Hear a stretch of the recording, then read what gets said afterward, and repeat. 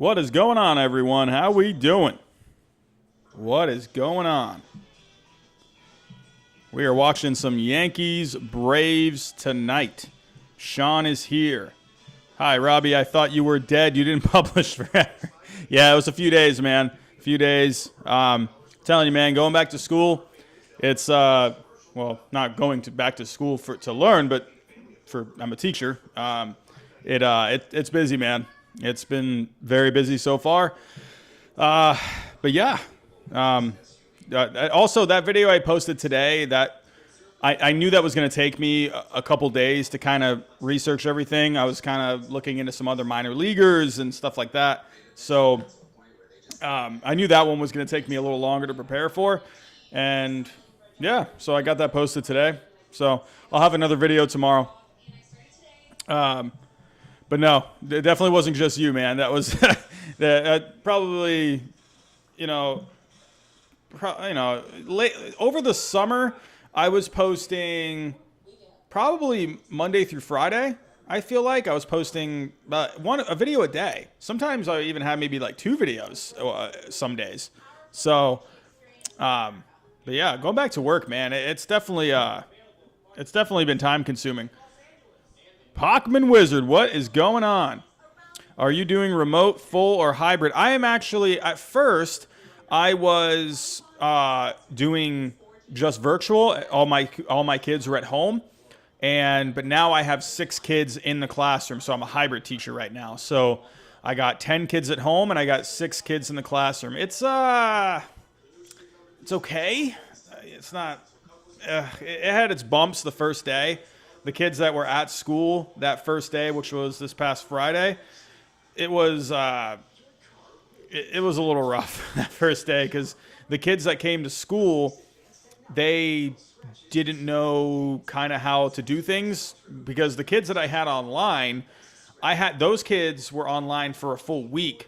So they kind of got to figure everything out for a whole week. While these kids that just came in on Friday, they were just coming in. They hadn't done any virtual school or anything. So they had to try and learn everything, while these kids at home, they were already good to go. So kind of bouncing back and forth on that on Friday was a little rough, but yeah, man.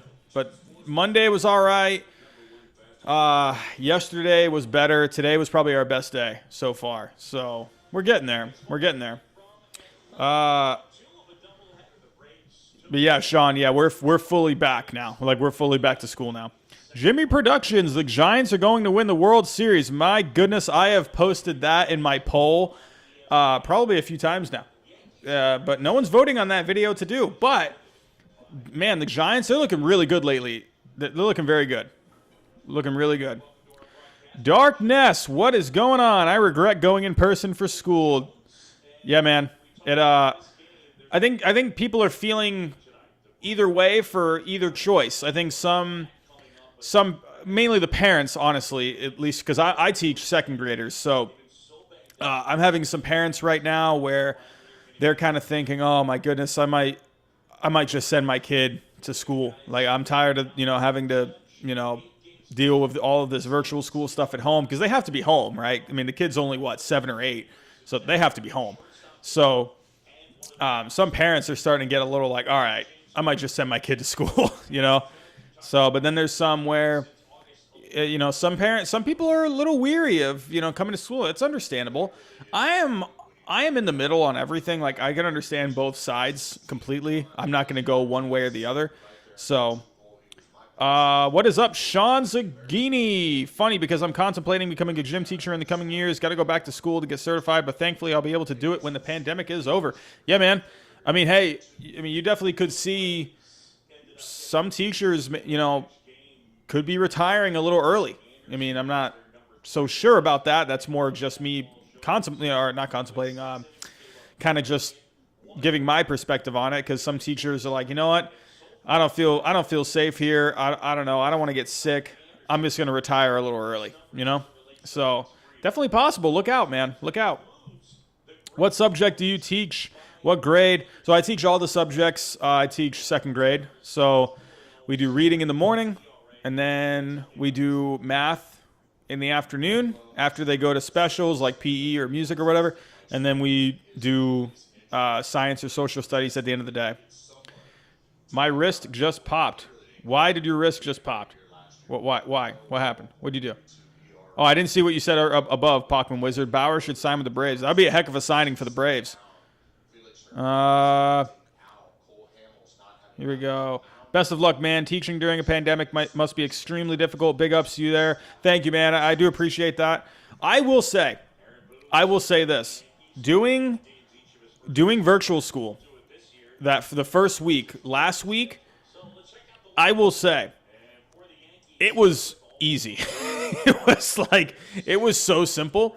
It was honestly fantastic. So, okay, let me kind of tell you, before we kind of get into this game, we got Yankees Braves. If you are just coming in, we are watching Yankees versus Braves tonight. Hey, this is a good game, good game, two good teams. So this is going to be a fun one to watch tonight. But real quick, doing virtual school, I was at school doing virtual school. So I had no kids in my classroom. It was easy.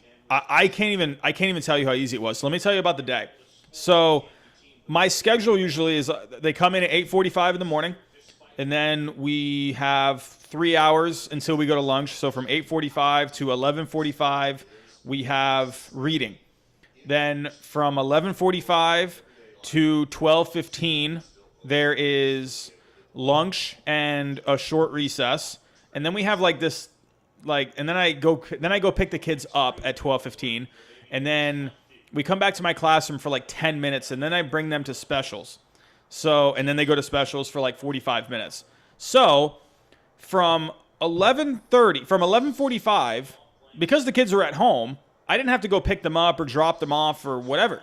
So, at 11:45, I would tell the kids, all right, go to lunch, and you know what? Don't even worry about coming back at 12:15.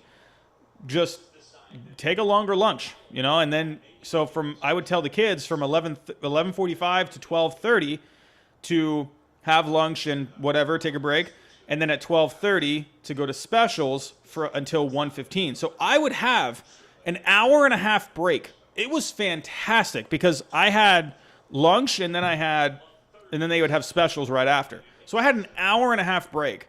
It was awesome. It was so cool. I didn't have to go pick anyone up. I didn't have to do anything. It was great.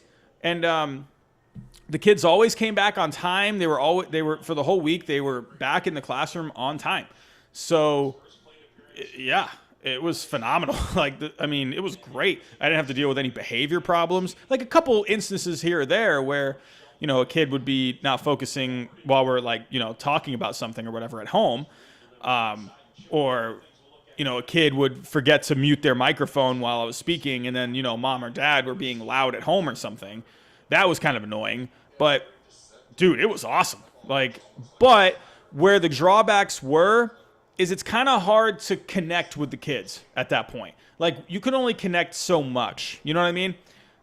Because you're on a computer. So when you're in person, you connect, obviously. You connect so much more. So it was a lot easier, but the connections are they're not going to be fully there. You know what I mean? So I think it's going to be really cool when these kids at home right now, when they come back to school. I think that's going to be really cool because I've been kind of slowly connecting with them over the first week and a half here. And yeah, so it's going to be really cool because we've already kind of built that bond a little bit. And then once we kind of come back together, I'm already starting to kind of get to know the kids' tendencies and whatnot, their strengths and their weaknesses. So it's kind of nice that I'm getting to know them on the computer. It kind of gives me a preview of what they're going to be like when they come to the classroom. So it's pretty cool in that aspect. But again, so there's pros and cons. So now when the kids come back to the classroom, yes, we're going to have, better relationships, better connections, but then you're going to have all the other things like the behavior problems. My hour and a half break is gone at that point. So when I say an hour and a half break, when I talk about that is phenomenal because for teachers, we only have a 25-minute lunch and then we have to go pick up the kids, and then they have recess, and we got to stand out there, and it's Florida, and it's freaking hot, and so, yeah, so it's a lot of moving around, a lot of walking around, going to pick kids up, and then, dealing with all the behavior things, whatever. I just had a kid crying today over something because I think it's weird because I always get this one, I swear, every single year. Now that I think about it, this is kind of weird, but every single year, I always have this one kid that just starts randomly crying, and I'm like, hey, what's going on, buddy? And he says and he's upset about his dog passing away or his cat passing away or something. I swear, now that I'm talking about it out loud, I'm going to talk about this with the teachers tomorrow. I'm not even kidding, because I had a kid today. He was just crying randomly, and he said his dog passed away. And then I was like, man, that stinks, buddy. I'm really sorry. Hey, it'll be all right, blah, blah, blah. And now that I'm talking about it, now I'm realizing every single year there is a kid that starts crying over a dog passing away. So now I'm starting to wonder, is this a thing? Is this a thing kids do for attention maybe? I don't know. But I'm having an epiphany right now on a live stream talking about baseball. What is going on right now? I am so sorry. I went on a tangent there. We got to talk some baseball. So just to let you guys know, super chats are on. If you do want to leave a super chat, that is amazing. That is great. You don't have to. Not saying you got to, but if you do want to leave a super chat, I won't miss your comment. So just leaving that there for you guys. So let's see. But I will do my best to catch up in the chat here.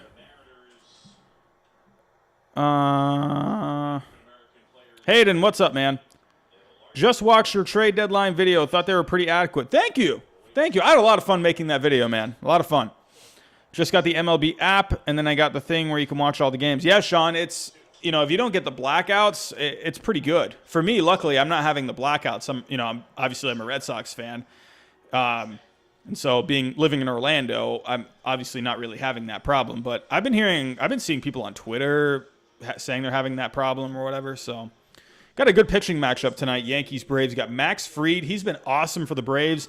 Masahiro Tanaka, he's pitching tonight. Masahiro Tanaka needs to kind of get it going a little bit. He was really good in the postseason last year.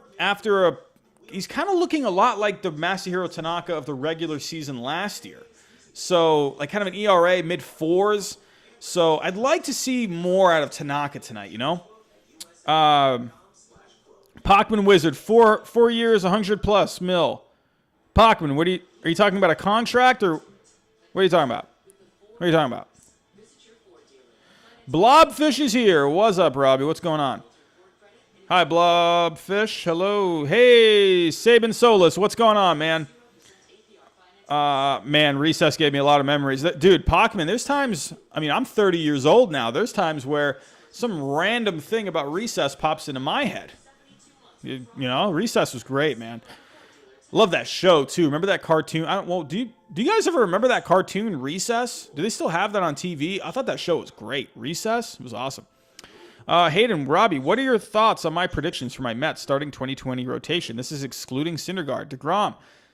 Sign someone, Stroman, Lugo, and Peterson. I think, I do wonder if the Mets will bring back Stroman. I don't know. I'm sure they're not too happy about him opting out, and he wasn't even healthy. I don't know what they're going to do there. That's going to be interesting. But I do Lugo's interesting. Peterson, I think, is good in that and is good in there. They definitely got to sign someone, I think. And then they'll get Syndergaard back eventually. Do you watch the Red Sox in your class? Do you ever talk about baseball in your class? Jimmy Productions. I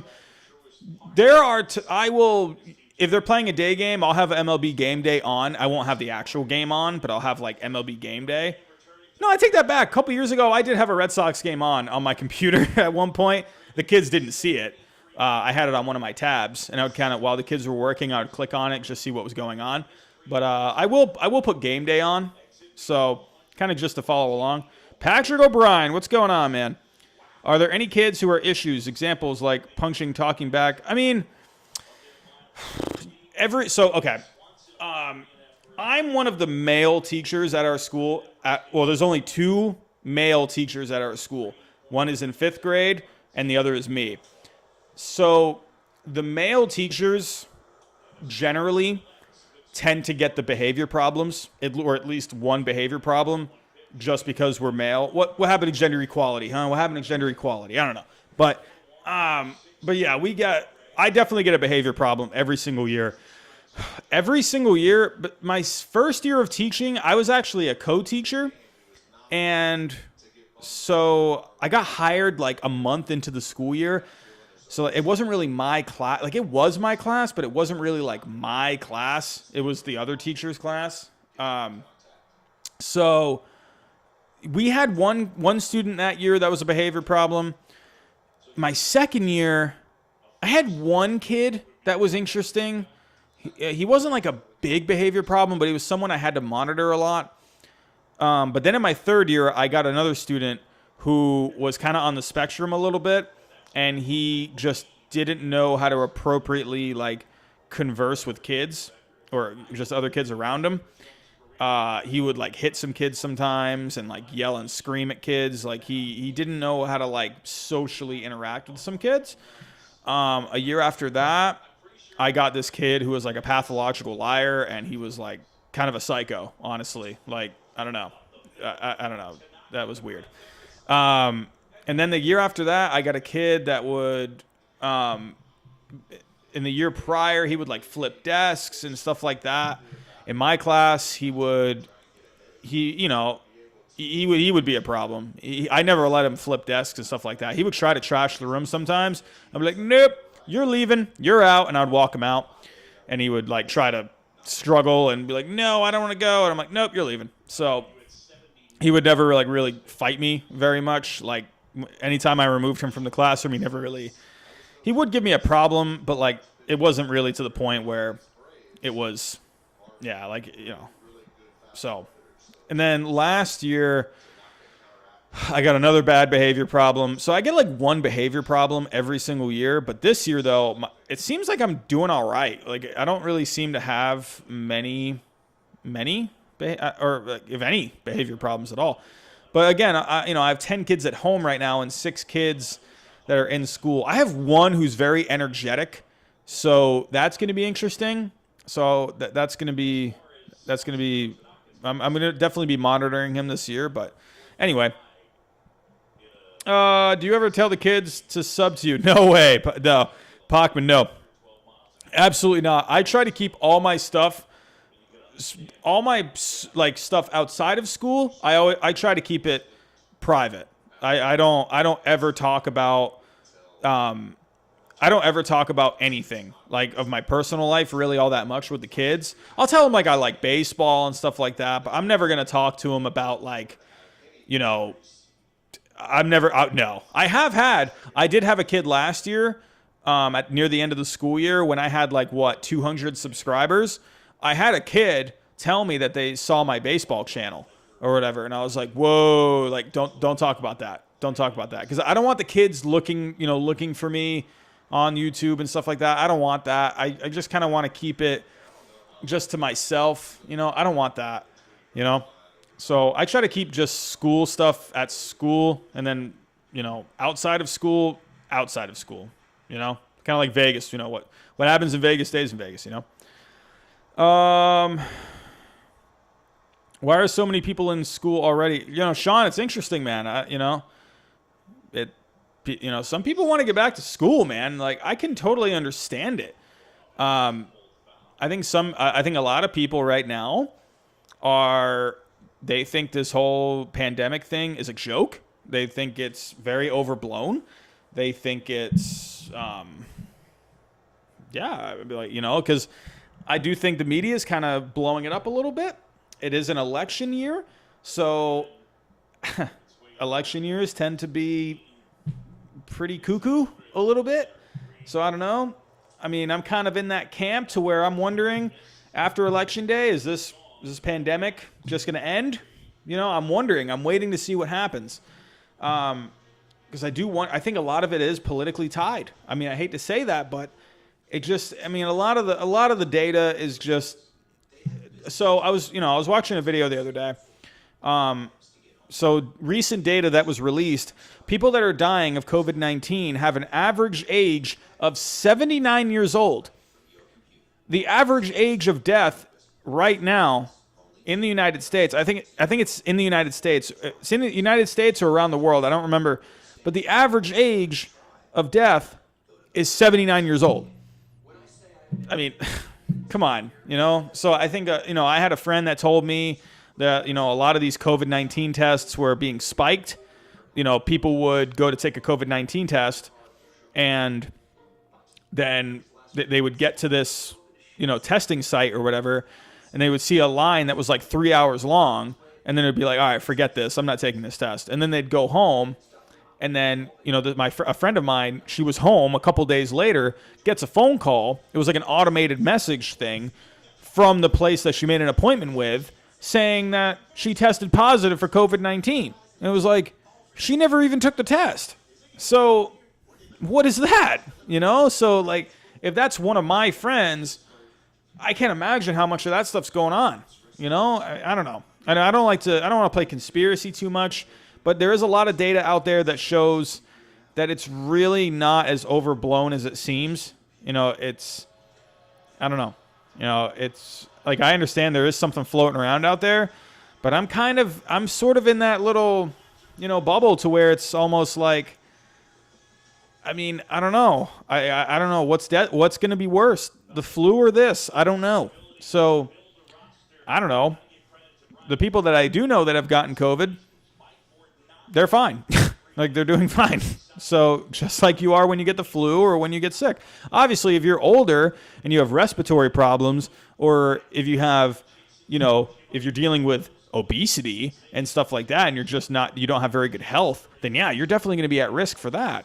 But you're also going to be at risk if you catch the flu. You're also going to be at risk if you catch, something else. So I don't know. That's all I'm going to say on it.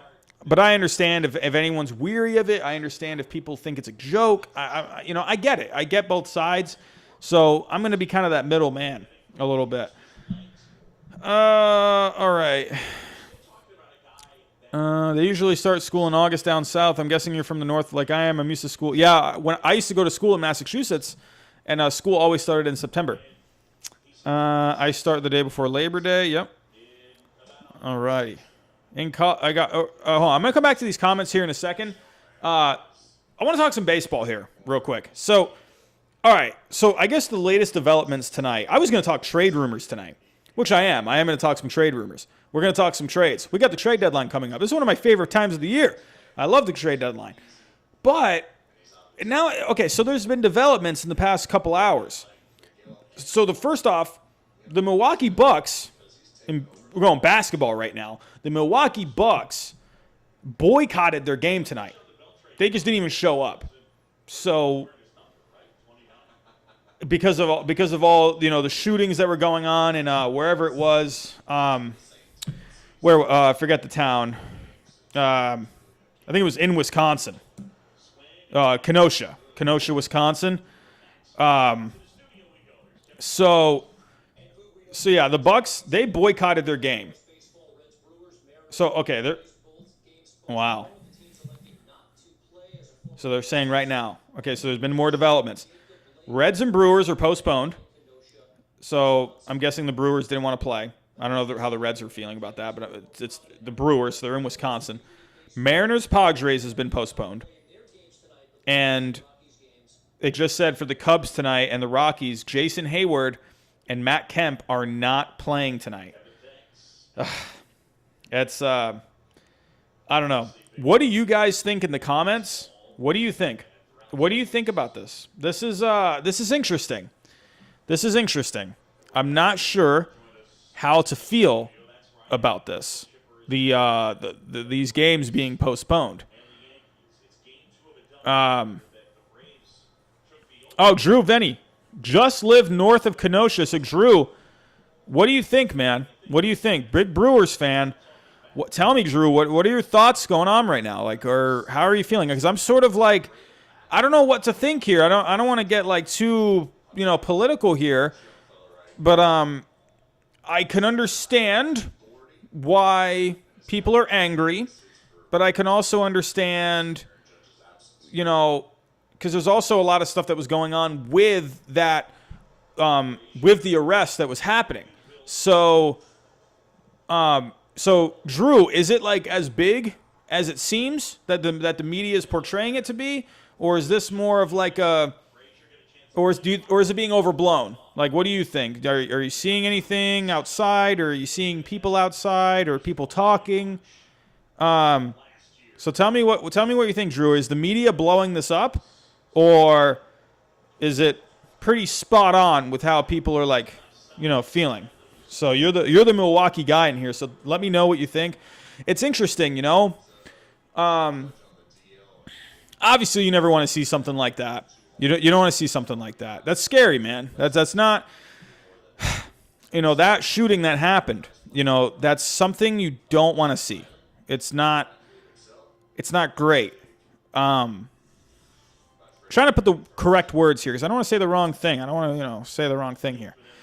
I understand why it had to happen because the man was armed, or not armed. He had a knife on him. He was going to his car, and he was saying he was going to get his gun.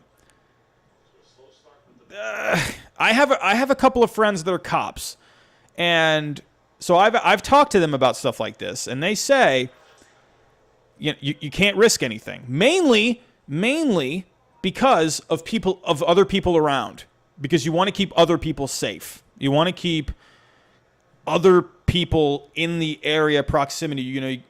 I was hearing that video. There were women around. I don't know if there were kids around. You don't want something going down, right there. And the guy already had a knife, and said he was going to get his gun. And they were saying to him, they were asking him to comply. They were saying, dude, you got to get down. You got to listen to us. But he wasn't. So I understand why they did what they had to do. Now the question is, did they have to do that many gunshots? That's where I'm a little, I don't know. I don't know what to think. I think the guy is okay. I think he's doing fine from what I've read. I'm not really sure if there's any updates on that. But I think he's in stable condition. But, yeah, it's a little interesting.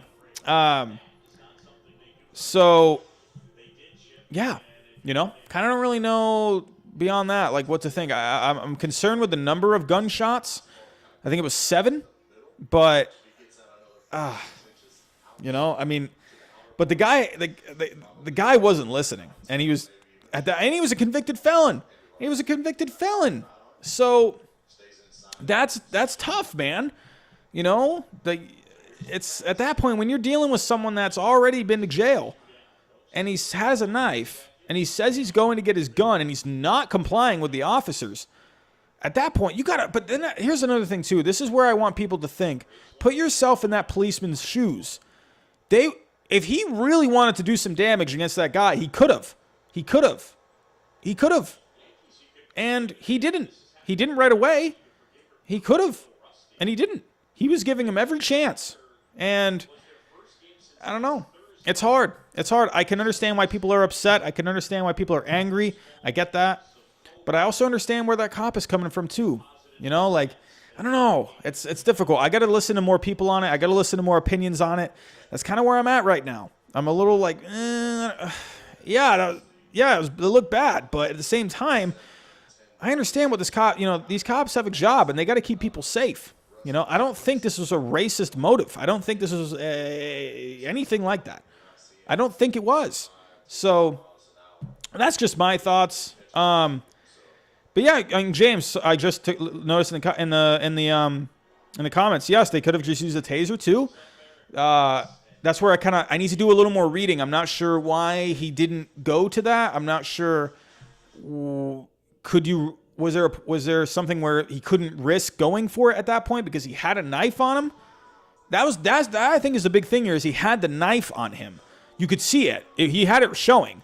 So that was the thing where it's could you go to a taser? At that point, he already had a weapon and he wasn't listening.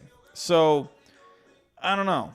It's yeah, exactly, Drew. It's on both sides, because it's why couldn't he have just maybe like shot him in the leg or something like that? Like I need to. So I actually, this is all happening just recently. I want to actually talk to a couple of friends of mine who are cops. I want to get their perspectives. It's so interesting right now, man. It's very, but yeah, definitely could be just an impulse thing. Like you got to think of how that guy is thinking, man. He's asking this guy to get down, right? He's asking this guy to comply, and he's not. And he's got a knife, and he says he's going to get his gun, and he's already a convicted felon. You got to think what the heck is going through this cop's head, So, yeah, James. So James with the taser. I'm not sure. Like the only thing I'm wondering with that is I'm not sure. Do they have the taser on the gun, or do they have to like get the taser? I don't know. So, yeah, it's just it's interesting. It's an interesting time. Yeah, very interesting.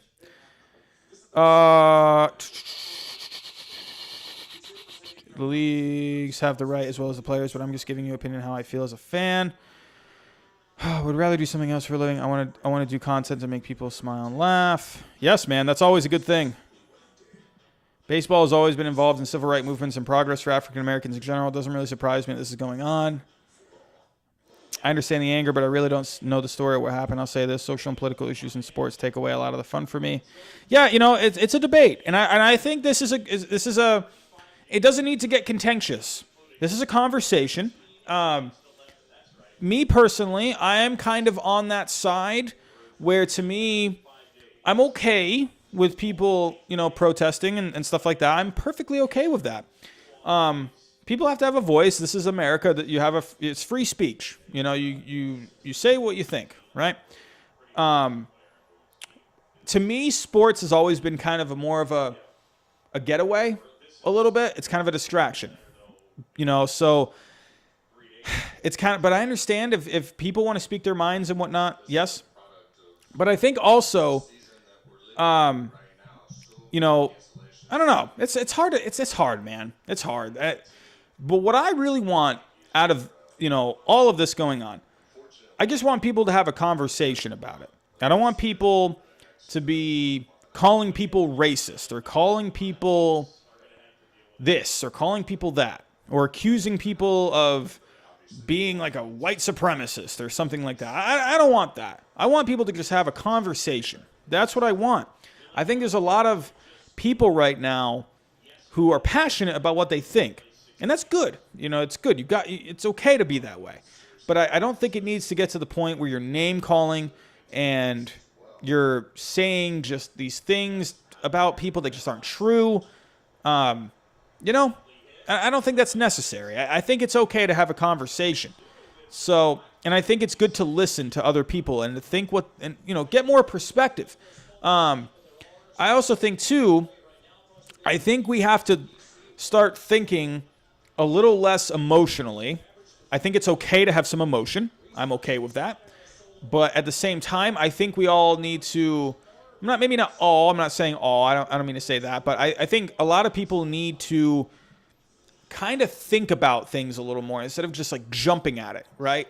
Kind of take a step back and kind of reflect on it and kind of think, what just happened?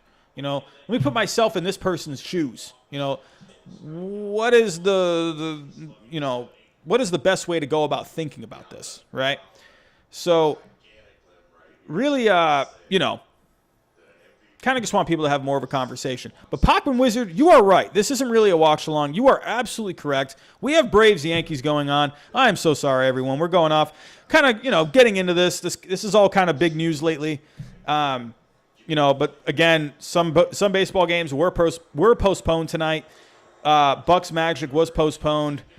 There are some people that are calling out for the Bucks to that it's a good thing what the Bucks are doing. There's some people that are saying the Bucks should forfeit the game because they didn't show up to the game. It's interesting, a lot of things going on. George, man, you've got some solid points, but don't you think the cop had been trained on how to stop the situation from escalating to that level?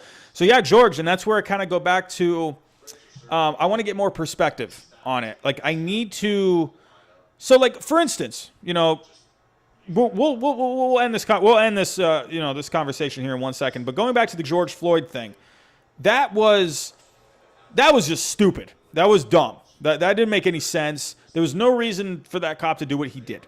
Everyone agrees that was stupid. That made no sense what he did.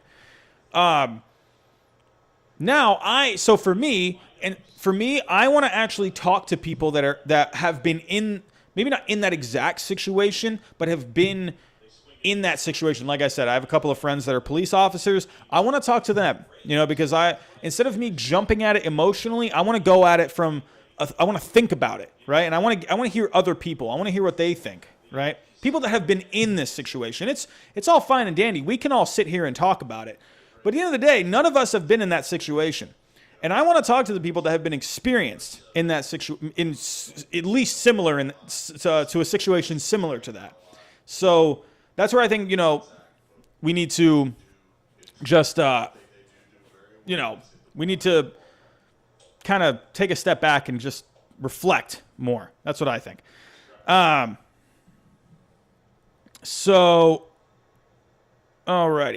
James Scott, ignoring the issues in this country is exactly what's got us here.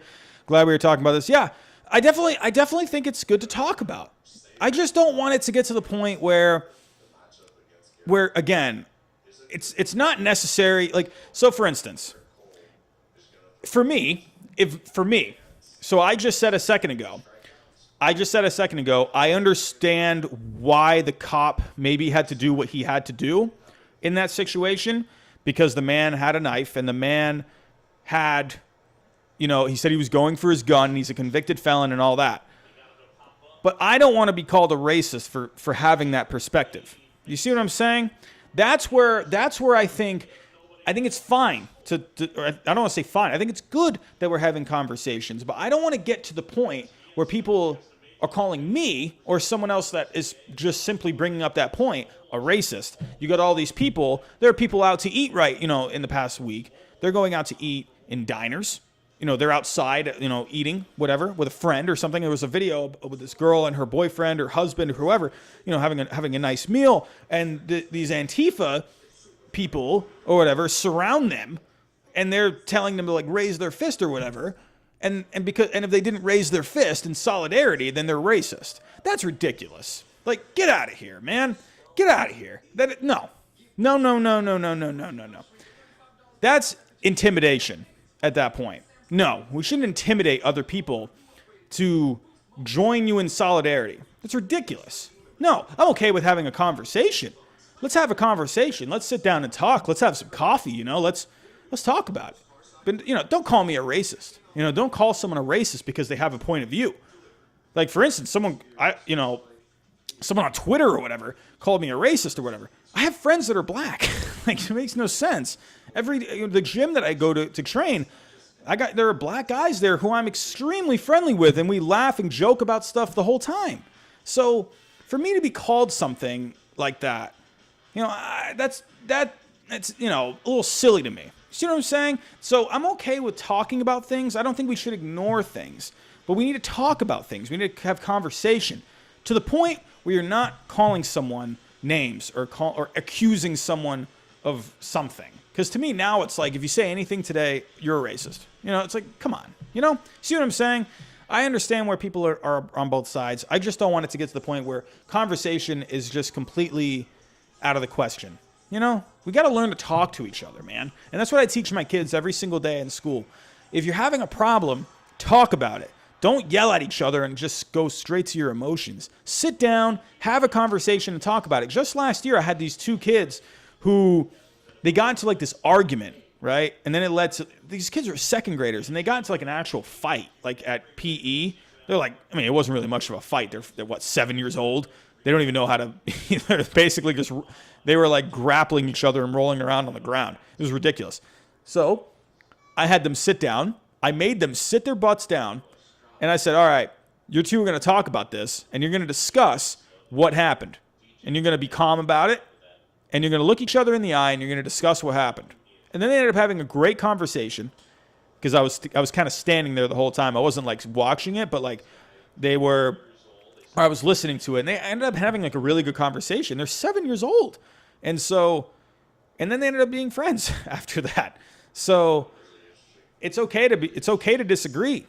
It's okay to disagree, but have conversation. I've said that word like a million times now. Okay. Ban who? Who am I banning? What happened? All right. Let's talk baseball. What trades do you think the Nationals should do at the trade deadline? Remember, guys, super chats are on. If you do want to leave a super chat, that greatly helps out the channel. Any donations will go to the channel, and they are greatly appreciated. If not, just go ahead, like the video, like the stream, and share the stream. That also goes a long way as well. But yes, let's get to some baseball. I'm going to do my best to I kind of talked for a little while there.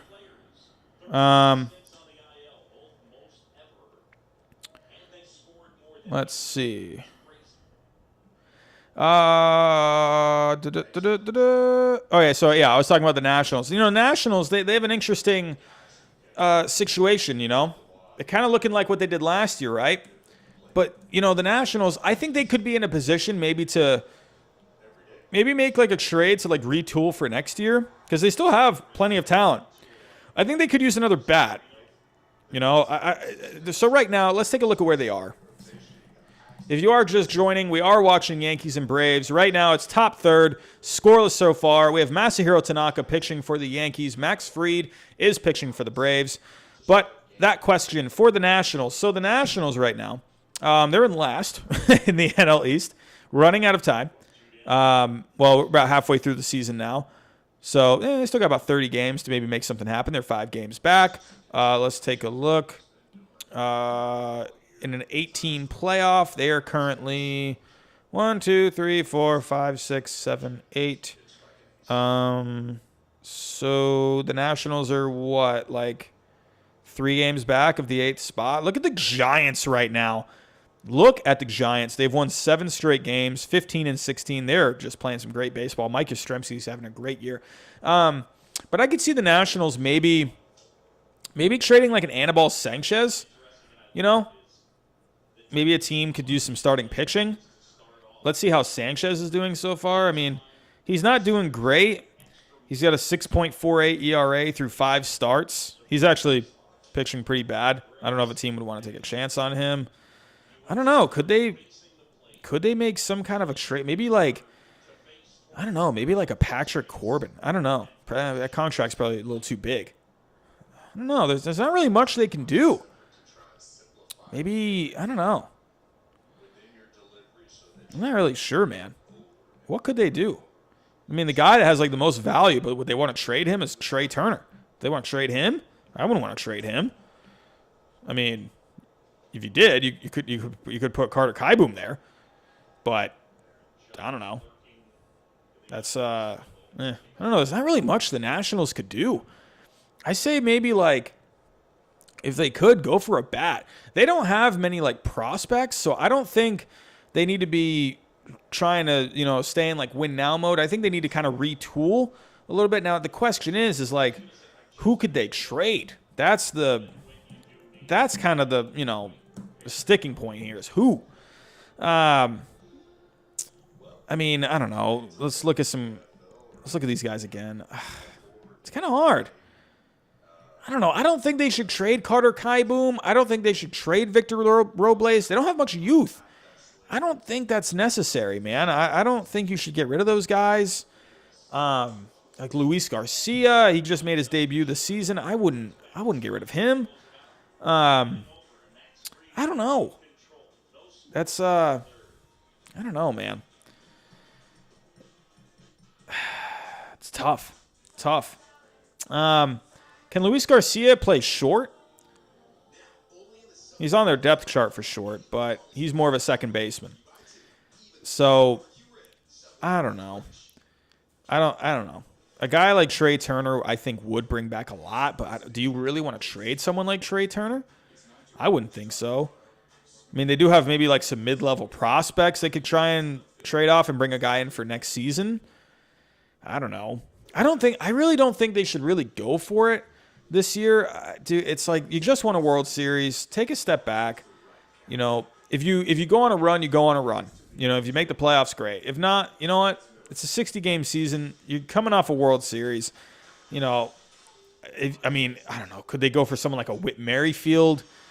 I don't know. It seems like their problem right now, if we take a look at where they rank, let's take a look. I mean, obviously their pitching is still really good.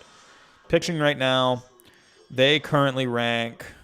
So starting pitching, the Nationals. Where are the Nationals at? Wow, the Nationals are 18th in starting pitching. Wow. Didn't really expect that. I thought they were a little higher than that. But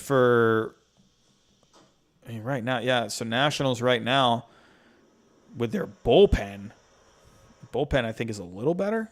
15th. They're ranked. They have the 15th ranked bullpen. And as for offense, I mean, they just recently got Juan Soto back. But right now, Nationals, they're 28th. So the Nationals, if they really did want to contend, I mean, I would say go for a bat. You know, maybe a JD Martinez. If you did want to be like, all right, no, we're going to compete this year. Maybe like someone like a JD Martinez. I think Whit Merrifield would be awesome with the Nationals, but you're going to have to give up a lot for him. I don't know, man.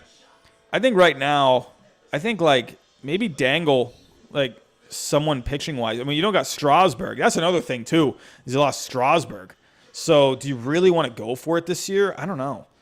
It's going to be tough, man. I would say, if anything, they need to go for a bat. But are they going to have enough to get a bat?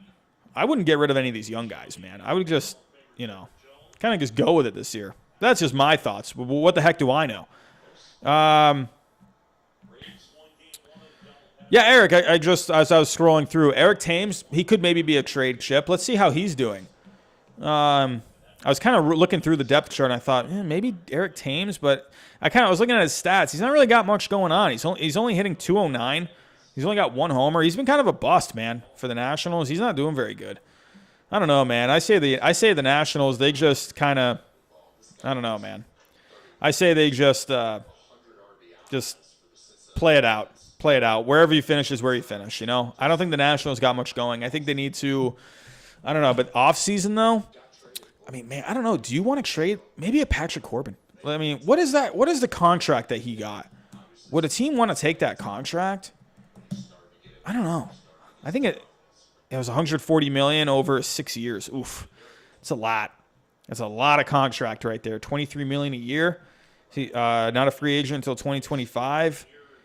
How old is he? He's what, 29, 30?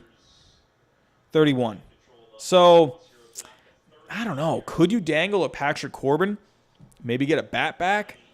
Then next year, you just go in with Max Scherzer and Steven Strasburg. Maybe you can sign a starting pitcher.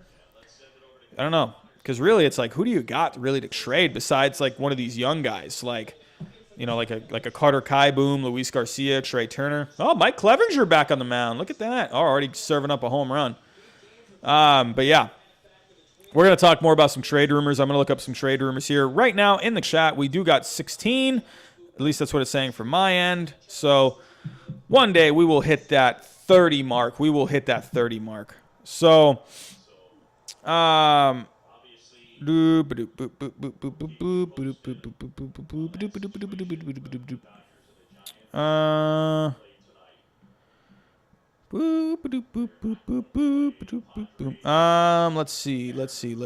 see. Josh Hader trade rumor thoughts. Are they still considering looking into trading Josh Hader? So, all right, you know what? Let's just get into some of these rumors. We're talking trades. Right now, we still have a scoreless game. I forgot I have coffee. I'll tell you what, guys. I was tired after today. Came home, did a video, and that video will be tomorrow. I'm posting my biggest surprises so far this year. So, came home, made that. That's going to be up tomorrow. I was tired after that, man. I made some nice cup of joe, and that really hit the spot, man. Did so much talking, I forgot my coffee was right there. And yeah, it's 8 o'clock at night, but you know what? I'm still going to have my coffee. Here we go. All right, so MLB Trade Rumors. That's usually the website I like to go to. Let's see. I don't know. It's not really much. Not really much rumors going on from what I'm seeing. Oh, the Reds, they designated Pedro Strop, man. Wow. They activated him, and then they designated him for assignment. Wow. Wow. Pedro Strop, man. He only threw 2 1/3 innings. Wow. Pedro Strop, man. He was good. Hopefully he can get himself together. Rays placed Jalen Beeks on the 45-day IL. So I think one of the biggest news is Mike Clevinger coming back. So Cleveland has officially recalled Clevinger and option catcher Bo Taylor to the alternate site in a corresponding move.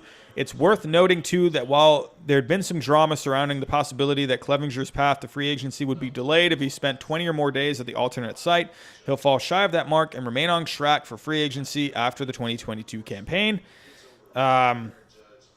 So he was recalled yesterday. Sorry, not today. Yeah, I don't know. It's going to be interesting with Clevinger. That, I think, is him and Plesac. I think the Indians would rather trade Clevinger because I think they'll get more for Plesac, but I think they want to hang on to Plesac because he's not a free agent until, I think, 2025. So they have him under a lot more control than Clevinger. So I think right now, if they could, it's kind of like Francisco Lindor. Like, they're kind of getting close to that free agency. So it's like, can we trade him now? Maybe get something for him? Because at least with Plesac, you're going to have him for longer. I think Clevinger is a guy, I don't know, man. It really, I don't know. I don't know how the Indians are feeling about this, but you can see Clevinger go to a few spots. Could the Angels trade for him? That's the team he was, I think he was drafted by the Angels. So that would be kind of cool. And the Angels, I think the Angels would benefit from making some kind of a trade this season to retool for next season. I think that would be a really good move to trade for like a Mike Clevinger or Joe Musgrove. I think that would be good for them, So that way, like, you don't go into free agency like they did with Garrett Cole, hoping Garrett Cole would sign with them. And then he ended up going to the Yankees. So they can make a trade right now. I think that would be good. I mean, they're not going anywhere this season. But I think that would be a really good spot for Clevinger. Go to the Angels. That would be really cool. Mike Clevinger seems like a pretty laid-back guy too. So I think going to LA would be kind of a nice spot for him, honestly. But yeah, I think out of those two, I think Plesac is the one you kind of want to hold on to because he's got more control and he's really shown a lot of promise. So that's going to be interesting.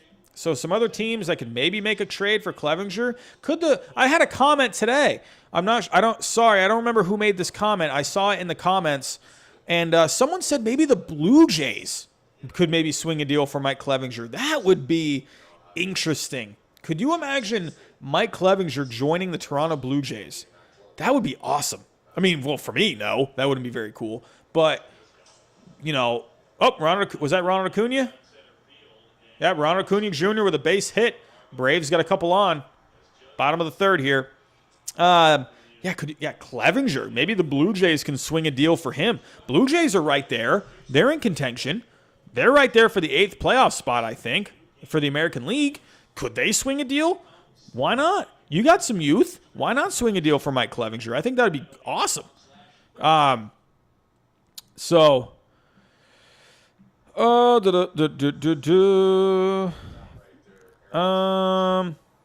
Drew, Sean Doolittle, that'd be interesting. Yeah, for the Nationals, he could be a trade chip as well. That bullpen's just so bad. How is Sean Doolittle even doing this year? I think he was doing fine, right? Is he even there right now? Or is he on the IL? I think he's on the IL because he's not even showing up on the depth chart.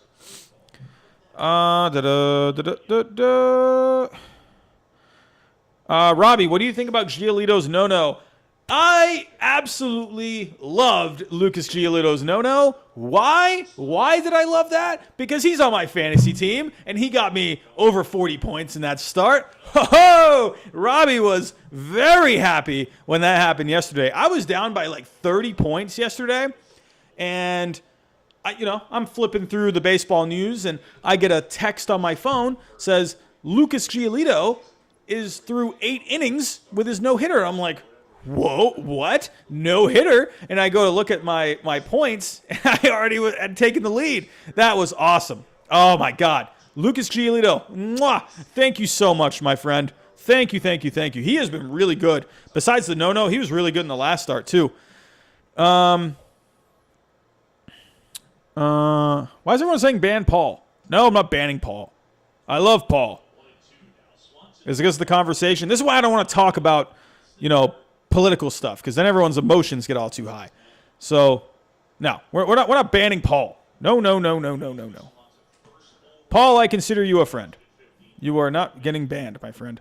I will only ban someone in this chat if they start hurling insults or anything, or if they're just straight trolling or something, or I don't know. That's the only way I'm going to ban someone in this chat. It's okay to have a different point of view. That's okay. So, I think it's okay if anytime you're ever having a conversation, if you can find some common ground, where you guys can agree, I think that's good. And same thing with baseball too. I see a lot of so many times in baseball where whether it's on other channels or whatever, someone just flat out disagrees with someone. I've even had people on my videos call me a moron or something because of an idea I had or something. I'm like, come on, dude. I mean, first off, you're not going to hurt my feelings by calling me a name. First off, I the first person to make fun of me is myself. I make fun of myself more than anyone else ever will. So you're never going to hurt my feelings. But second of all, dude, come on. What are you doing? To me, if someone's insulting someone or whatever, that shows me, I don't know, are you maybe, not feeling so great about yourself that you got to get to the point where you're insulting other people? Come on. No. So, no. It's okay to disagree about something, but no. No one's getting banned. No one's getting banned. I don't care if someone completely disagrees with me on something. I am completely okay with that. As long as we can find something that we can agree about, I think that's what it takes, So, yeah. That's all I got to say. But no, Paul, I love you, my friend. You are not leaving. So, we're all in this together. We're here to talk some baseball. Yes, Hayden. Yes, I agree. We should ban Rob Manfred. You know what? Let's get that going. Ban Rob Manfred. Get that clown out of Major League Baseball. I will drink to that. Good idea. Get Rob Manfred out of here. Absolutely not. So DeGrom is sitting the Marlins down. Is he? Oh, the Marlins, man. Look at the Marlins. What is going on with the Marlins?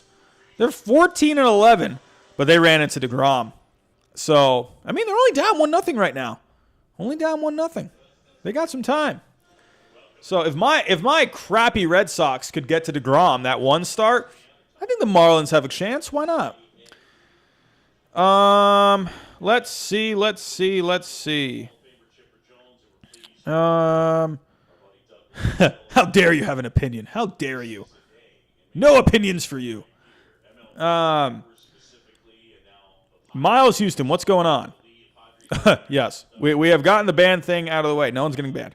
Unless you start, being a complete asshat, then you're going to get banned. So, yeah. Marlon's taking some of these roids. Sports with AJ, first off, welcome, my friend. Hello. I would love to do baseball videos again, but I want the sport to go back to normal first. Sean, I'll tell you. I'll drink some coffee to that. Can we please go back to normal? Please. Can we get rid of these masks? Can we go back to being able to just walk into a grocery store and not have to wear a mask? Can we do that? Is that possible? That's all I ask. I just want things to go back to normal. I want some people in the stands. I want to watch some baseball. I want to be able to go to Tropicana Field. I want to take a day off work. I want to go see my awful Red Sox play the Rays. I want to go get a hot dog, get some popcorn, maybe some ice cream, something like that. Maybe a beer. I don't know. Maybe if I'm feeling frisky that night, I'll get a few beers. But I just want some normalcy. That's all I want. Can we please just go back to normal? That's why I'm waiting for Election Day, because I am waiting to see, are we going to go back to normal after Election Day? That's going to be the curious case. I'm going to say this right now, folks. I'm going to say by the end of the year, I think things will be pretty close to back to normal. I'm going to say that. I'm going to say that right now. So, end of the year, I think by that point, I think we're going to be kind of good to go. I don't know, though. I don't know. I hope it's not that long.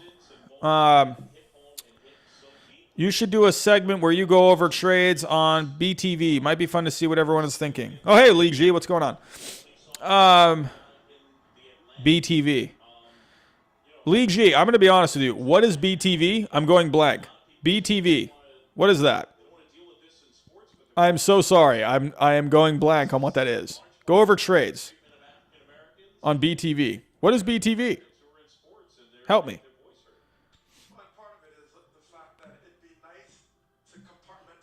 Anyway, here we go. Hey, Robbie Hyde for MLB commissioner. I don't think I have the brain of a potato a lot, so I don't think I will handle being commissioner very well.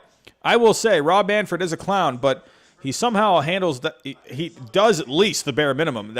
Even the bare minimum seems like a lot for that job. Let's see. I think 33-27 gets you in the playoffs. I agree. Oh, baseball trade values. Oh, I love that website, but I always think of it as baseball trade values. I've never called it BTV. So I was like, BTV? I was thinking MTV for some reason. I was like, what is that?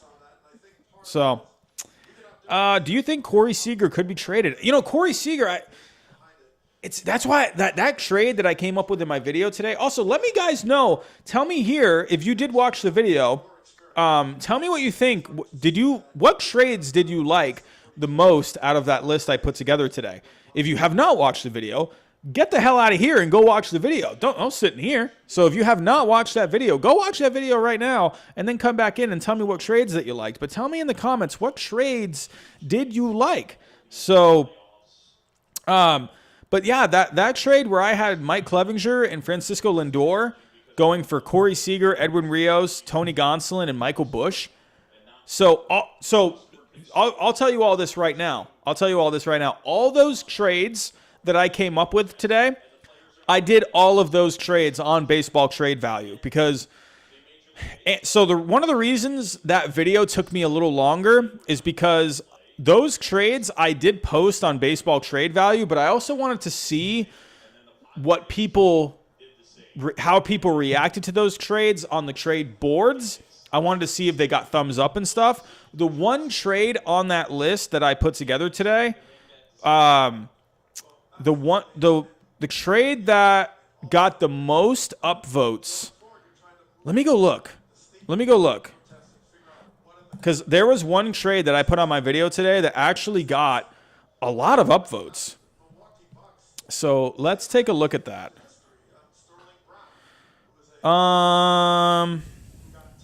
It was, I think it was Whit Merrifield and Trevor Rosenthal going to the Royals. I think that was the one that got the most.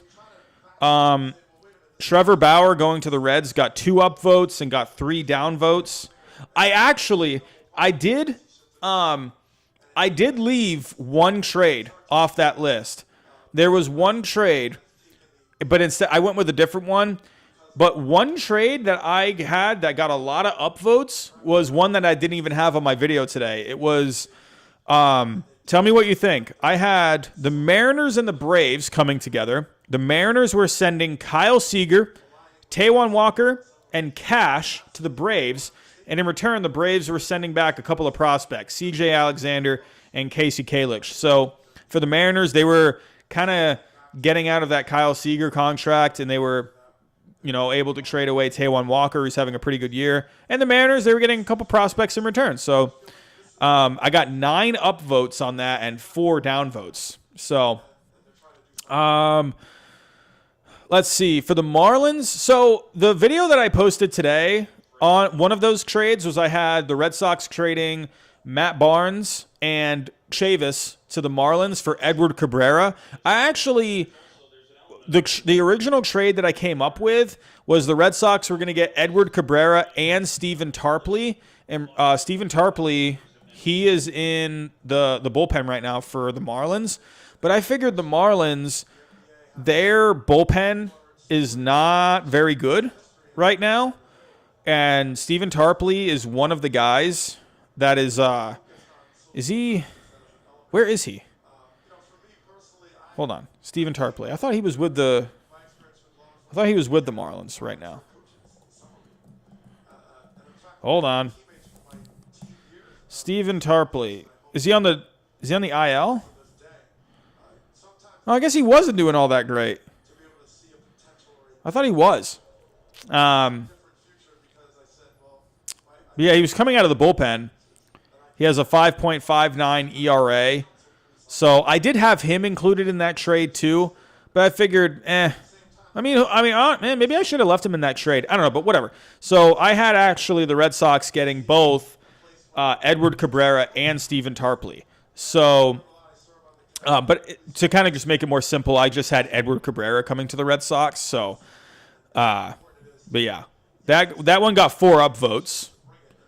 I had another trade where I had the Red Sox. I didn't include this on my list. I had, again, the Marlins. They were going to be getting Matt Barnes, Michael Chavis, and I also included C.J. Chatham, a shortstop prospect for the Red Sox. And the Red Sox were going to be getting, ooh, that one's hit deep. Ooh, warning track. Close. Clint Frazier, man. But the Red Sox were going to be getting Monte Harrison, outfield prospect, and Jordan Yamamoto. So that one got 3 upvotes. It got 2 downvotes. The Braves getting Mike Minor and the Rangers getting a couple of prospects. That got 6 upvotes and 4 downvotes. The trade with for Lance Lynn, the Yankees going to Lance Lynn, or Lance Lynn going to the Yankees for Miguel Andujar, Estevan Florial, Luis Medina, and TJ Sakema, that got 6 upvotes and only 1 downvote. So that was pretty good. But yeah, most of these trades I did post on Baseball Trade Values. So I wanted to kind of give it a couple of days so I could see people react to the trades and see what they thought of it. But yeah, I also had the Whit Merrifield trade did pretty good. The Mike Clevinger Lindor to Dodgers trade, that got 3 upvotes, but it got 7 downvotes. But I was like, you know what? This is a blockbuster trade. I'm going to put it on my list. I thought it was a pretty exciting trade. Trevor Rosenthal going to the Cubs for Corey Abbott. That got 5 upvotes and 3 downvotes. Yeah. So that's pretty much that. Here we go. I agree. Pandemics have a social end too. I can't see people quarantining in 2021. Dude, Sean, I think people are just going to stop wearing masks altogether at some point. The trade that I liked in the video was the Joe Musgrove trade. Yes, I think that would be a good trade for both sides.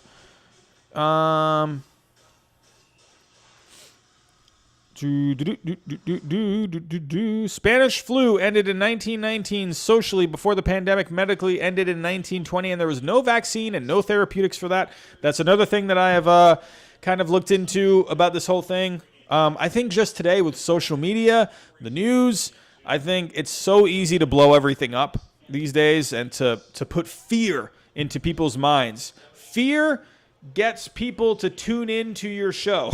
So CNN, all of those guys, you put fear in their mind, they're going to come back to you and they're going to increase your ratings, and more ratings means more money. So, I don't know, that's just my thoughts.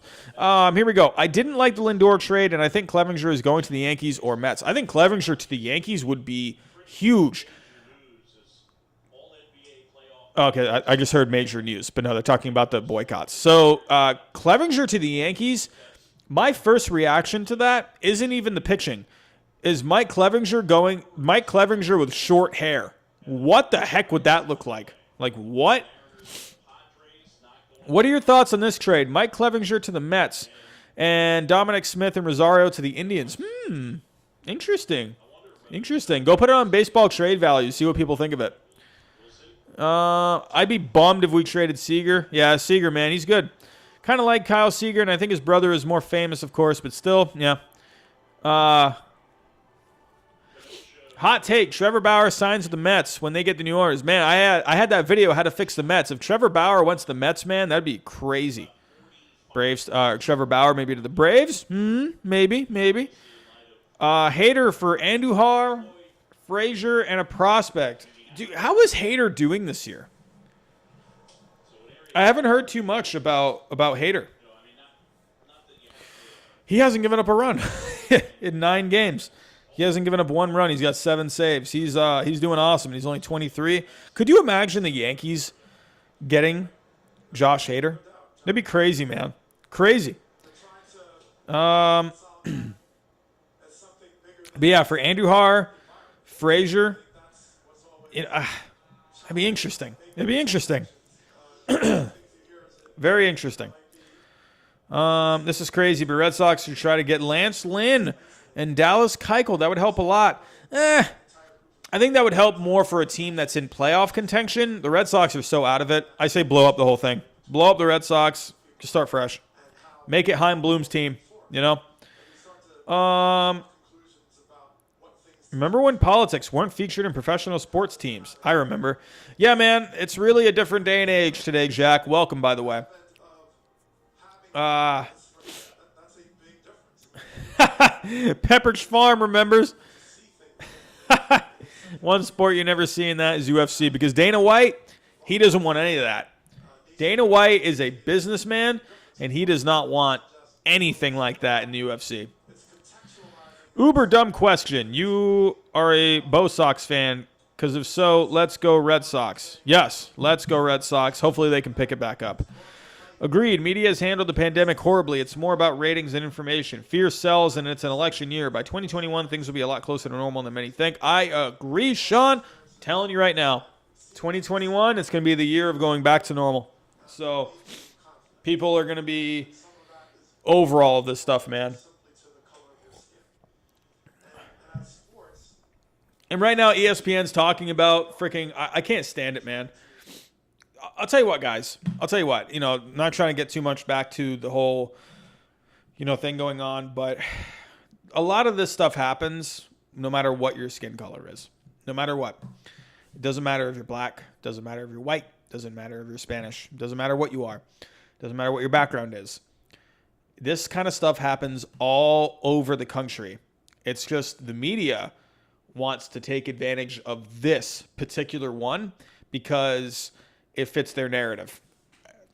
It's gonna, as you can see, it's getting ratings. It's getting people's emotions high. When people's emotions are high, they're going to go find They're going to go find an outlet that's talking about it, and it's going to bring in more ratings. It's simple as that. I'm not defending, or I'm not saying that's bad for people to be talking about it. I'm just saying this kind of stuff happens a lot, whether if it's, no matter what your skin color. So, but they found this one and they're taking advantage of this one. So I'm telling you guys, just go look at the data. It's not, the media blows a lot of things up. So, but back to baseball. I think this got lost in the chat. But what would you do if you were commish? Well, James, what would I do if I was commissioner? What would I do?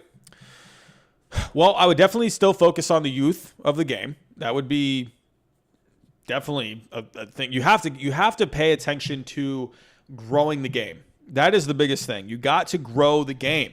You got to stick with focusing on the youth, focusing on youth baseball, getting kids into the game of baseball. You got to build your stars. You got to build your superstars. I don't know how you do it. I don't know. But you got to get guys like, you got to promote guys like Mike Trout more. You got to promote guys like Fernando Tatis Jr. more. You got to get the kids to get invested into these players, right? And not even just kids, just people all over, right? you gotta promote the game. You gotta promote the game. And honestly, I would be okay with expanding the playoffs a little bit. I think it's just more fun. You get teams more opportunities. I think that's good. I think, honestly, I know a lot of people don't like how there's 8 seeds in the playoffs. Oh, okay. I thought that was hit a lot deeper than that. But I'm almost kind of okay with an 8-team playoff in each league. I'm not opposed to it. I know a lot of people are. So, but like, I don't know. I'm such a big fan of just like bigger brackets. That's just me, because I've always liked, the NCAA, March Madness. I love the big brackets. You get teams more opportunities. I love that. But if you were to stick to just the wild card game, I would be for the wild card game, I would make it a best out of 3. I think that would be good. Best out of 3 for the wild card game. Make the division series a best out of 5. Championship series best out of 7. World Series best out of 7. I think you got to make the wild card game best out of 3. I think it's just you're gonna sell more tickets. It's gonna make you a little more money. So and it gives your team a chance, right? So like the Marlins, look at the Marlins, man. They're doing great. I'm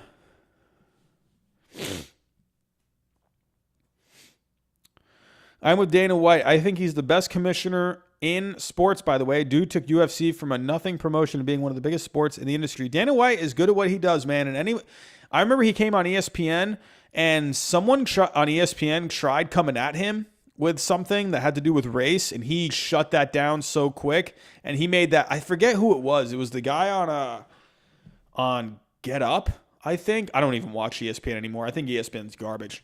The only reason I'm watching ESPN now is because baseball's on. And what do you know? On ESPN, they're talking about all this stuff going on instead of just talking about the game, where you have 2 teams that are going to go to the playoffs this year, and this is a great game, and they're talking about everything else other than this game. Well, I guess we're doing that too, but whatever. But I'm not commentating the Braves-Yankees game. So, but yeah, but you're getting back to what I was talking about with Dana White. He is one of the he's very good at what he does, because he knows how to promote his sport. He knows how to market his sport. But there was someone on ESPN, I forget who it was. I forget who, but he tried coming at him for something that had to do with like something union wise. I don't remember. I don't know. I forget what it was, but Dana White completely shut him down, and he was just like, dude, he basically said to this guy, he's like, listen, don't even talk about something if you don't even know what you're talking about. Like, he basically made him look really foolish on TV. So, yeah, Dana White, man, he's not just good at what he does, but he is very confident in what he does, and he doesn't take crap. So,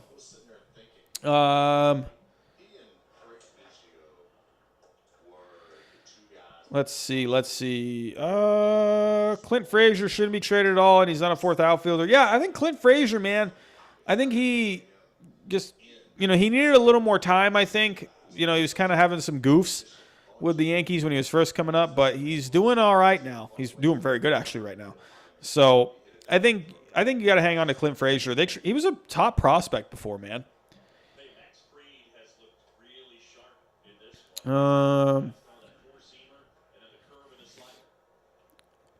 If he was on the Brewers, he'd play over their current DH, or over Avi Garcia, or over Braun or Gamble. Yeah, I agree. Frazier would be awesome on the Brewers. If you think he's worse than any of them, then you have no clue how good Frazier is. Frazier is very good. It would be an oof if the Marlins make the postseason, because it would be their first division win. Dude, if the Marlins make the postseason, man, I would be stoked. I think that would be awesome. Glad that we've got entrepreneurs like you, Fuzzy, my bro, James Scott, Out of Here Baseball, providing content. We don't need major media companies anymore. We've got our own thing now. Yeah, man, Sean, what's great about having a channel is you're getting your voice out there, And I think more people, they're going more towards like YouTube stuff now instead of going to TV, because you just hear more. I'm not saying this for myself. I'm talking about for me. there are channels where I love it's like their true opinions on things, and they can talk more in detail about this stuff, where TV channels and whatnot, media, they have an agenda to get to, right? Ronald Acuna Jr. embarrassed Garrett Cole before. Yeah. Yeah. Ronald Acuna, man. He's good. Robbie, watch MLB Network. MLB Network's good. I like MLB Network. Yelich and Kane are better, but bro, Avi Garcia is anywhere close to Frazier. Yeah, right now I think I think I'd rather have Frazier right now. Stripe Socks, what's going on?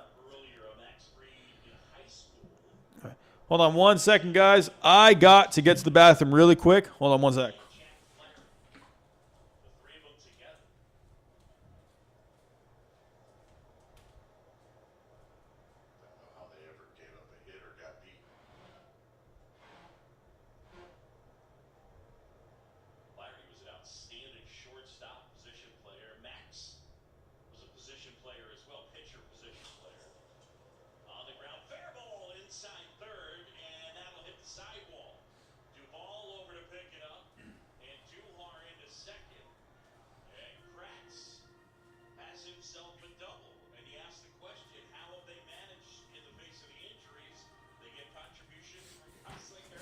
Okay, we're back. Alrighty. Okay, let's get back to this. Towards third base. And you see a late break by Austin Riley playing off the line with Darno set up inside. Okay, we're back. That's one where you got to be leaning towards the third base bag, because if the pitcher hits his spot, he's going to hit the ball. Okay. Hey, Campan Baseball, what is going on, my friend? What is going on? Went on a walk with my family. Good, man. Spending some time with family. It's always a good thing. Yeah, good question from James Scott. If you could change one thing about baseball, what would it be? Tell us in the chat, everyone. DH in the NL. Yeah, I think you got to have the DH, man, full time. Get the DH. Since you're back, Robbie, if you could only make one change to baseball, what would it be? Like I said, I'd like to have the wild card game. If you're going to keep it to just that, I'd like the wild card game to be at least the best out of 3. I just think, hey, it's more baseball. Gives teams more of a chance. You know, I like the pressure cooker over one game, but I think, man, if you can just have a best out of 3, you know, I think that'll go a long way. And still, it's still a short series. It's not like it's really that much better than a one game, right? Yeah, you get more of a chance than one game, but still, it's a 3-game series, best out of 3. So that's still, you know. Campan, thank you very much. Thank you very much. I really liked that video today. Really enjoyed making that one. That was fun.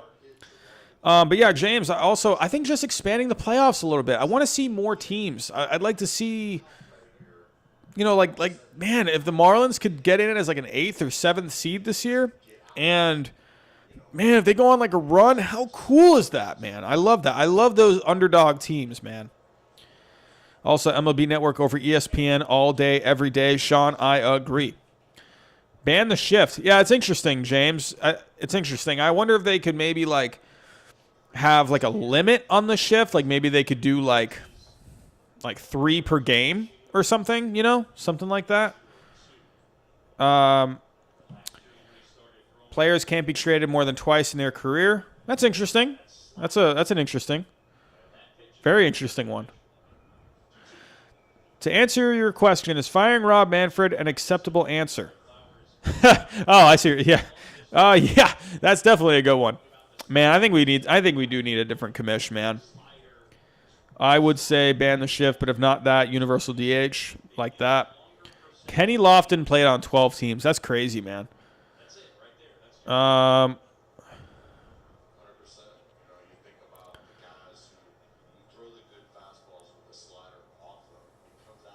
Yeah, Bruce, see, like, yeah, I'm okay if, like, someone doesn't agree with more playoff teams. Like, it's just me personally. Like, I just like more teams. I don't know. But I also respect, more of the, the competitiveness of getting into the playoffs, right? So, ooh, Blue Jays hitting some bombs against my Red Sox. Whoa, 438 feet. Who was that? Who is this dude? Who is this guy? Whoa! Who is that guy on the Blue Jays? He is just hitting freaking tater tots. Holy cow. Who is that? That's a thick dude. Who was that? What in the world? Who was that guy? That dude was hitting bombs.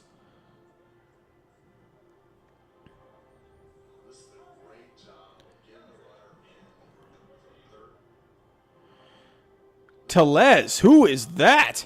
Plays first, Rowdy Tellez. First off, what a name. Whoa, this dude is thick. Holy crap, what does this dude weigh?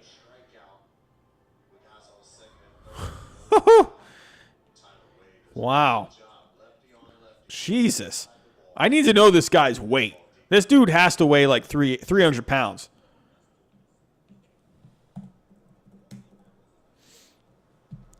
First off, his name is Rowdy. Are you kidding? He weighs 220? That's it? He looks bigger than that. But that dude can hit bombs. Whoa. Rowdy Tellez, man. Let's take a look at his minor league stats. He's already got 4 home runs on the year, 13 RBIs.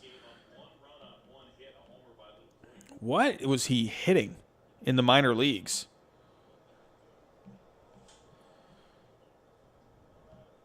He's actually been in the minors since 2013. In 2019, he had. Oh, he was in the majors last year. Why have I never heard of this guy? I have never heard of this guy. I am so sorry, everyone, if you think I'm just like the biggest idiot for never hearing of this guy. I mean, he didn't really do all that great. He had a 742 OPS. He only had a 293 on base, but he had 21 home runs with the Blue Jays last year. So, overall, he had 28 home runs between the majors and AAA. But, dude, that guy's hitting bombs. Jesus. Who was pitching for the Red Sox? Oh, Colton Brewer. So, alrighty.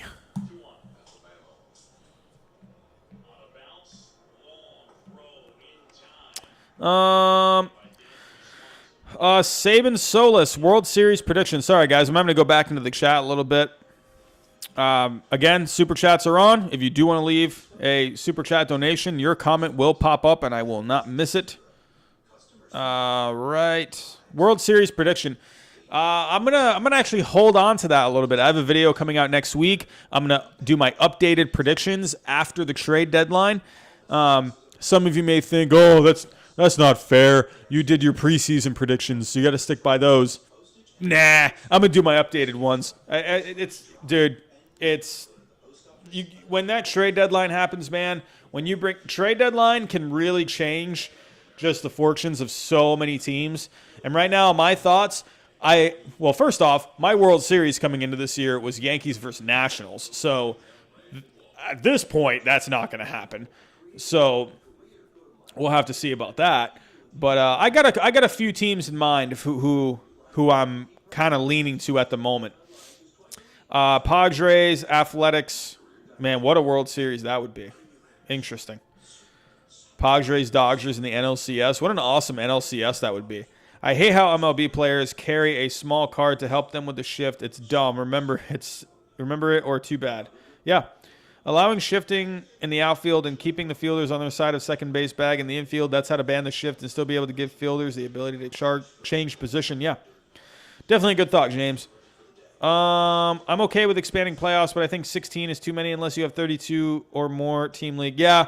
It does seem like a little too much. Maybe you can just add like another wild card game, right? Maybe you can have I I don't know. Like you can do like 6 teams for each, kind of like how they do it in football. Is that how they do it in football? Or is it 7 teams? I think it's 7. I can't remember. I could get into 6 teams, have best 3 with 4 wild cards. Top 2 seeds get a bye. Yeah, I agree with that, Bruce. I think the best team in each league, they should get a bye, right? You should be able to they should have like the wild card round, and they should get a bye for that, right? And they should just go straight to the division round, right? So I think they should have like some sort of a wild card tournament. I think I'd be okay with that. Kenny Lofton needs to be in the Hall of Fame. I think he definitely will have a shot at it.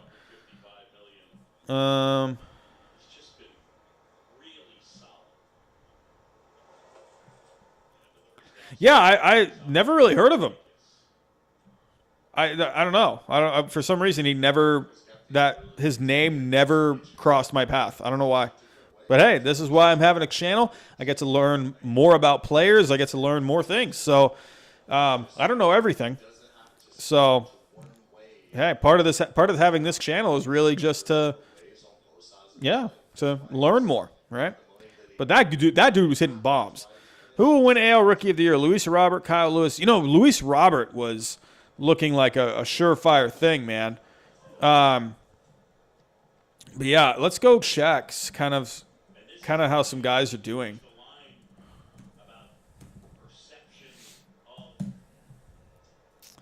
Let's take a look. So we got Luis Robert. We got Kyle Lewis.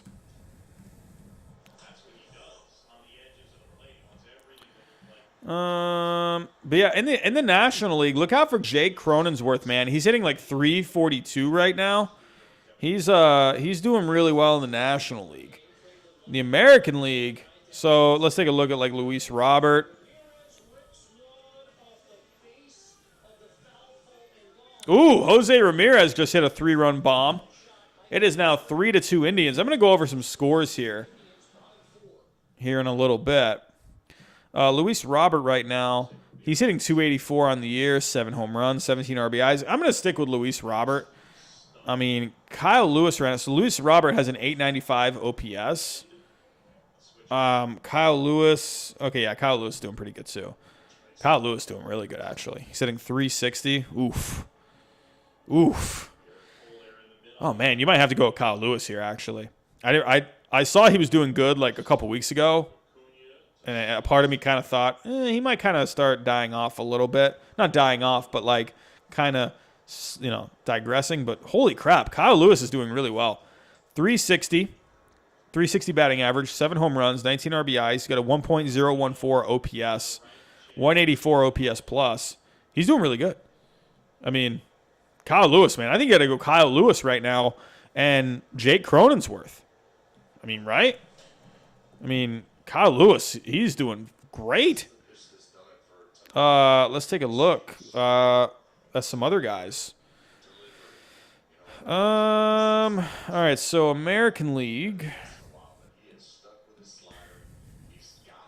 So checking in the Yankees, they have a 1-0 lead right now over the Braves. Masahiro Tanaka, I said before this game, Tanaka, I think he really needs to start kind of picking up the pace a little bit. Tanaka's got to start pitching a little better. Not like he's been pitching bad, but Tanaka so far in the year, he wasn't like bad, but he wasn't like great either. At 4.60 ERA through 4 starts.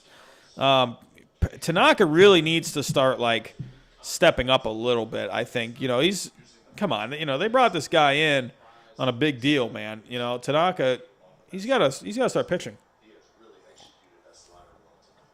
But he's looking really good tonight. Max Fried is looking really good tonight too. So, yeah, American League. I don't think Brandon Lowe qualifies. Kyle Lewis. I think you got to go Kyle Lewis right now. I think you have to go Kyle Lewis. Luis Roberts not too far behind. Kind of looking at some other guys. Yeah, I'd say it's definitely gonna be between those two. Kyle Lewis, I think right now. Kyle Lewis's defense isn't looking too great, but his offense is just phenomenal. So Luis Robert is playing some good defense this year in the outfield, so it's going to be interesting to see. But Kyle Lewis right now, he's definitely the better offensive player. But Luis Robert's not doing bad either. So,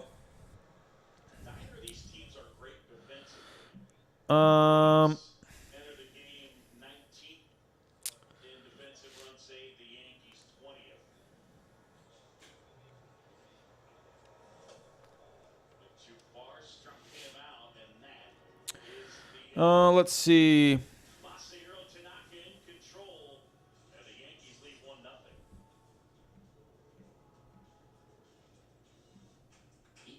My World Series is Cubs, Yankees, and the Yankees win the World Series. That'd be a really cool World Series, man. Devin Williams, National League Rookie of the Year. Let's see. Let's pull up Devin Williams' stats.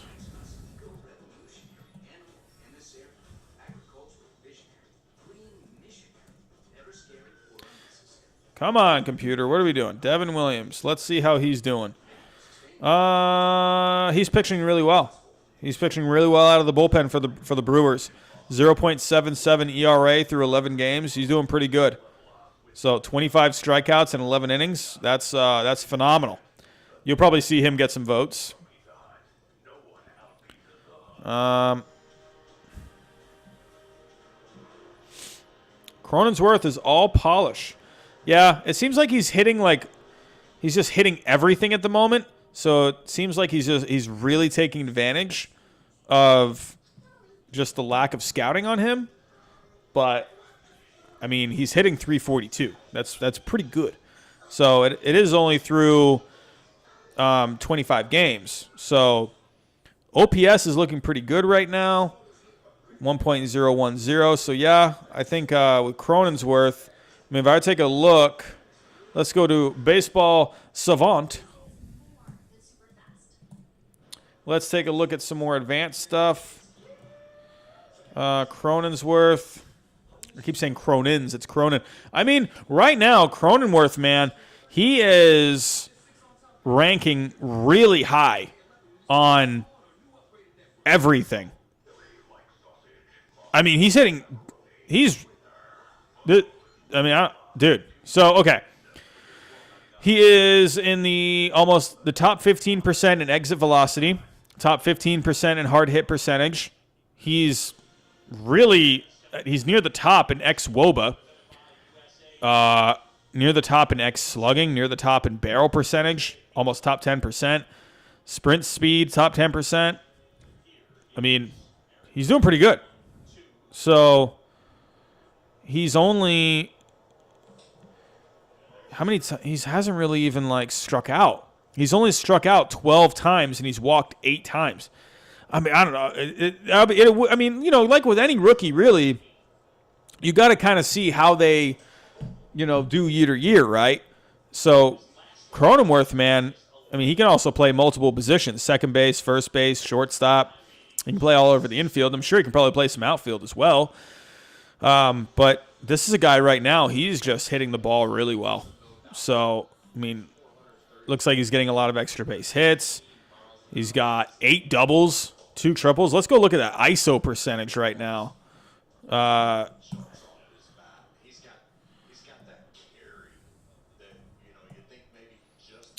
Come on, Benning.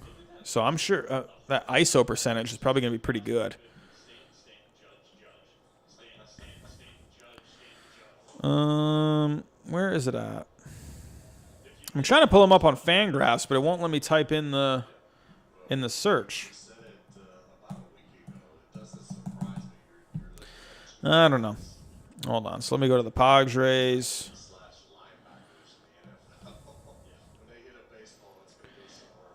Okay, Cronenworth. Yeah, 266 ISO. So right now, so he ranks 5th on their team in ISO percentage.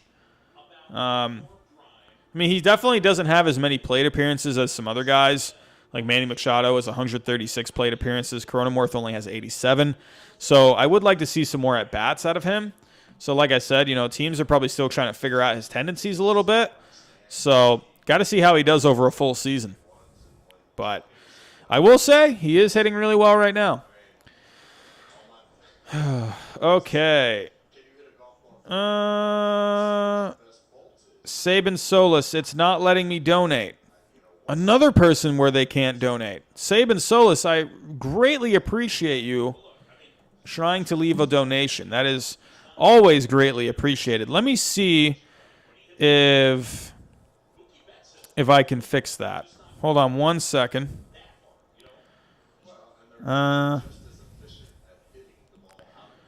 Hold on.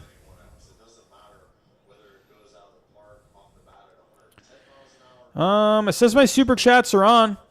So it does say the super chats are on. So I'm not sure. I do greatly appreciate it, Saban Solis, for trying to leave a donation. But yeah, I'm not really sure what to tell you. Let's see. We got a lot of catching up to do here in the chat.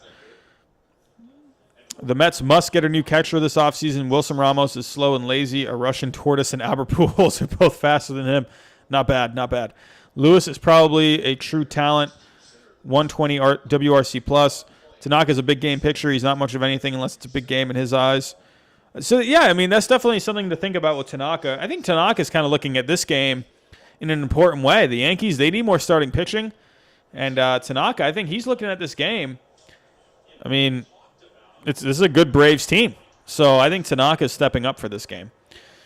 Year of injuries, taking out teams like Braves, Yankees, Rays, Nats. Yeah, man, the Yankees, more injuries again.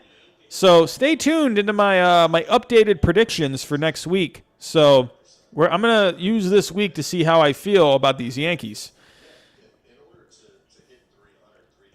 Most underrated and overrated team. Ooh, that's a good question, actually. I would say right now, most overrated team. I'm a visual guy. I need to have some teams out in front of me.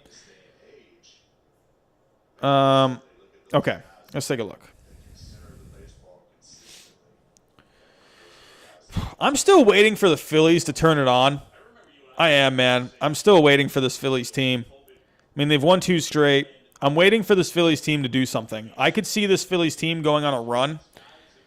They got to start stepping it up. The Reds, I don't know what's going on with this Reds team, man. Like, dude, this Reds team, they're very disappointing. I mean, look out for this Giants team, man. This Giants team, they have some good pieces. They have some decent pieces. The Rockies, they were kind of sliding there for a little while. They got off to a really hot start. Then they kind of went on a slide. They've won 2 straight. Look out for the Rockies. I'd say right now, the most overrated team. Man, I don't want to. I mean, that's. I don't know. That's hard. It's hard for me to say a team like the White Sox because they are playing extremely well, but I wonder come playoff time how they're going to perform. I wonder about a team like the Rays. Again, I'm probably, a Rays hater, but I wonder how this Rays team is going to finish. They're looking really good right now, 8-2 in their last 10 games. Yankees are on a slide right now. This is why I think Tanaka, he's really stepping up in this game. I think Tanaka, he's really trying to stop this slide. The Yankees have lost 4 straight. They're not playing well.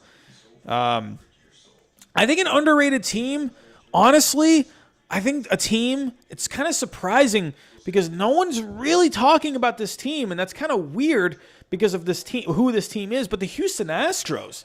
I mean, the Astros right now, they're only 17-14. They're not looking great, but if they can get like a picture by the deadline, they have a really good offense still. It's a good offense. So this Astros team, they are still dangerous, I think. So look out for the Houston Astros. Look out for the Marlins. They're 14-11. They've won 3 straight games. I think the Marlins have some decent pitching right there with Pablo Lopez and Eliezer Hernandez. There's a lot of teams. And look out for the Cardinals. No one's really talking about the Cardinals because they haven't really played. But the Cardinals, they're 10-9 right now, but maybe they could go on a run. They got some decent pitching, so it's going to be interesting. A lot of A lot of interesting teams out there, man.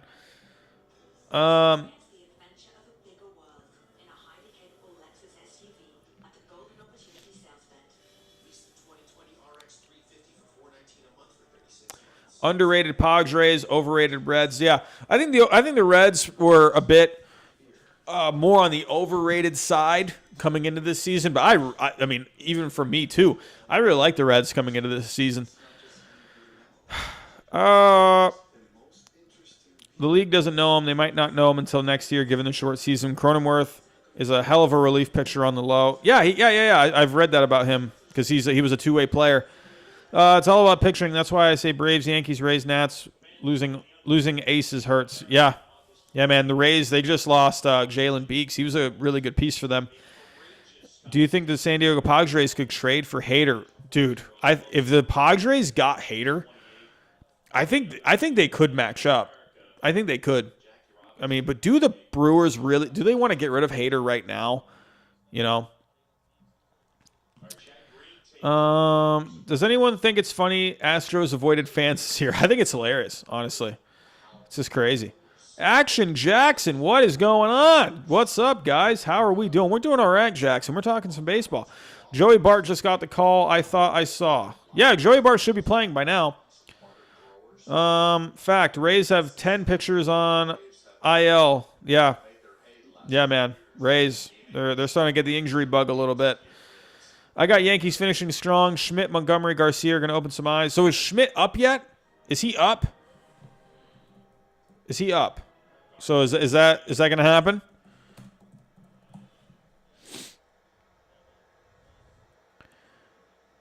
Oh, so we could see Schmidt go against the Mets.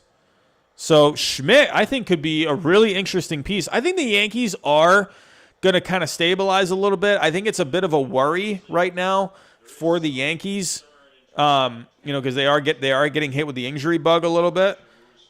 You'd like to say the Yankees are going to stabilize. You'd like to say that, right? I'm going to really use this week with the Yankees. They're hitting a bit of a slide lately, so it's kind of made me second guess the Yankees a little, but we'll have to wait and see.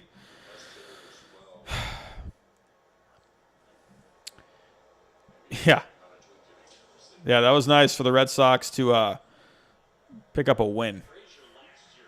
Let's go over some scores. I'll come back to the chat here in a little bit. So right now, Phillies, Nationals are playing. Phillies are up 3-2 in the bottom of the eighth. Phillies are really in need of winning some games. Blue Jays right now, they are leading the Red Sox 4-1. Rays, they have a 3-2 lead on the Orioles here in the top of the sixth. Mets have a 3-1 lead over the Marlins. Cubs have a 2-1 lead over the Tigers. Oh, Bryce Harper. Oh, so Bryce Harper had that go-ahead base hit to put the Phillies out in front, 3-2. Indians, Twins, 3-2 game. Bottom of the fifth, Clevinger is starting this game, so he is back. Athletics, Rangers, they are tied at 0. In the bottom of the third, Royals, Cardinals, bottom of the second. We are watching Yankees, Braves. Yankees are up 1-0. Who got that run? I think we were on a rampage talking, and I didn't even see who got that run or how that run happened. Tyler Wade, sacrifice fly. That's why I didn't really see anything, because it was kind of an uneventful run. So, I mean, good pitching so far right now. Max Fried, he's looking pretty good. Max Fried, 6 innings so far, 4 hits, only the 1 run, 5 strikeouts. And Tanaka, he's pitching, or actually Tanaka's done. Tanaka pitched very well. 5 innings, only 3 hits, 4 strikeouts. So Chad Green's in now for the Yankees. So we got a good game so far here in Atlanta. So really good game so far here in Atlanta. All right, let's come back to the chat.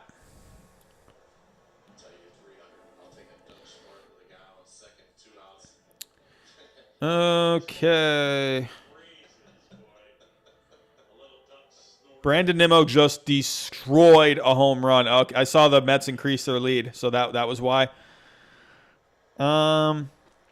Marlins are eventually going to choke. I think the Cardinals are going to do great. You know, the Cardinals are an interesting team, man, because no one's really thinking about the Cardinals because, well, the Cardinals weren't even playing, right? So Interesting.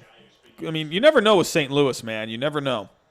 Devers heating up. Just need JD to do well. Yeah, I want JD to start doing well, so maybe we can, trade him and actually get something for him. I'm on the trade JD Martinez bandwagon right now, man. I'm ready to move on from JD Martinez. I want to start bringing in some youth. I want to start bringing in some pitching. God, I want this Red Sox team to bring in some pitching, man. Just want pitching. Give me the pitching. I think we should trade JD Martinez for Michael Baez and Joey Lucchesi, Benintendi for Matt Manning. Ooh, Jackson. I don't think. As much as I would like to say it, I don't think Benintendi is going to get Matt Manning. Benintendi, is he even? He's not even back yet. So JD Martinez for Michael Baez and Joey Lucchesi. That's interesting. I think that's something that could happen. Acuna, besides Betts, Trout, probably the best overall in the game. We were so smart. We signed him 8 years, $100 million. What a deal, man. What a deal.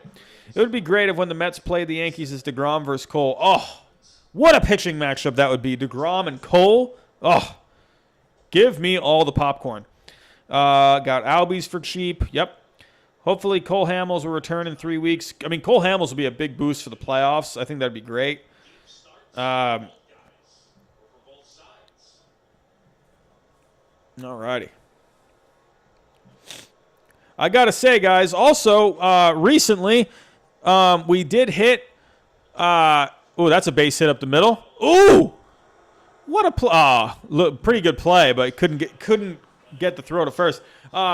So guys, the channel, just an update on the channel and everything right now. We keep growing, man. We're steadily growing. We just hit 1,500 subscribers a couple weeks ago, and just this past weekend, we hit 1,600. So we are just steadily growing here on this channel. It has been a lot of fun to see. Yeah, this channel, man, right now, we're doing great. So my trade video today, that's off to a good start. It's already up to around 600 views in the first about 7 hours. So that's really nice to see. So, and I'm sure that's going to keep getting more views as we get closer to the deadline. So that's great. That's really nice to see. So right now, guys, the channel is looking very good. I am very happy with the steady progress. And I was also getting subscribers even during those 3-4 days where I didn't post any videos. I was still consistently getting 5 to 10 subscribers a day. So that's really nice to see that my old videos are bringing in subscribers. So that's awesome. So it's really cool to see the channel just growing right now. I can't be more thankful, honestly. Even during a down time, of me not posting videos, I'm still getting people coming to the channel, and that is just so nice to see. So happy about that. That's hit deep. Oh, Freddy Freeman with a home run. Freddie Freeman has tied the game, and it is 1-1 here in Atlanta. It didn't. It was a 2-run home run. Oh, my goodness. Freddie Freeman just gave the Braves a 2-1 lead. Wow. Wow. So why was Tanaka out? Tanaka only threw 66 pitches. Why was Tanaka out of the game? Why? Is Tanaka on a pitch count or something? Because they took Tanaka out, and now Chad Green gave up the lead. Oh, this Yankees team, man, they can't catch a break. Hold on 1 second, guys.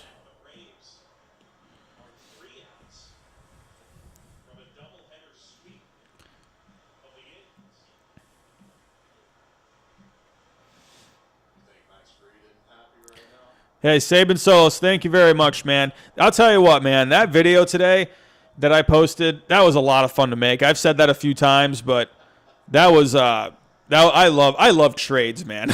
I love the dealing, man. So I don't know about you guys, but when I was younger, I used to play Yu-Gi-Oh. I don't know if you guys played Yu-Gi-Oh at all, or whatever, collected Pokemon cards when you were younger or whatever. But I was really big into Yu-Gi-Oh, and I was all about making trades with other kids. Like every weekend, we went to, I went with my friend. We went to. We went to a Books A Million every Saturday. Do they still have Books A Millions around? Is that even a store still? Is it? I don't know. But every Saturday in my hometown, we went to Books A Million, and there was like this event where kids would bring their Yu-Gi-Oh cards and play. So, but yeah, and it was fun. I always liked making trades, man. So that's why I really like that video today. I could just come up with all these different trades. I don't know what it is. There's something about a player switching jerseys. I don't know what it is. I just love that. It's like, I don't know what it is, like a rush almost, like what a player can do for another team, and like how much he can help out that team and maybe they make a push for the playoffs or a push to the World Series or something like that. I love trades, man. Trades are fun.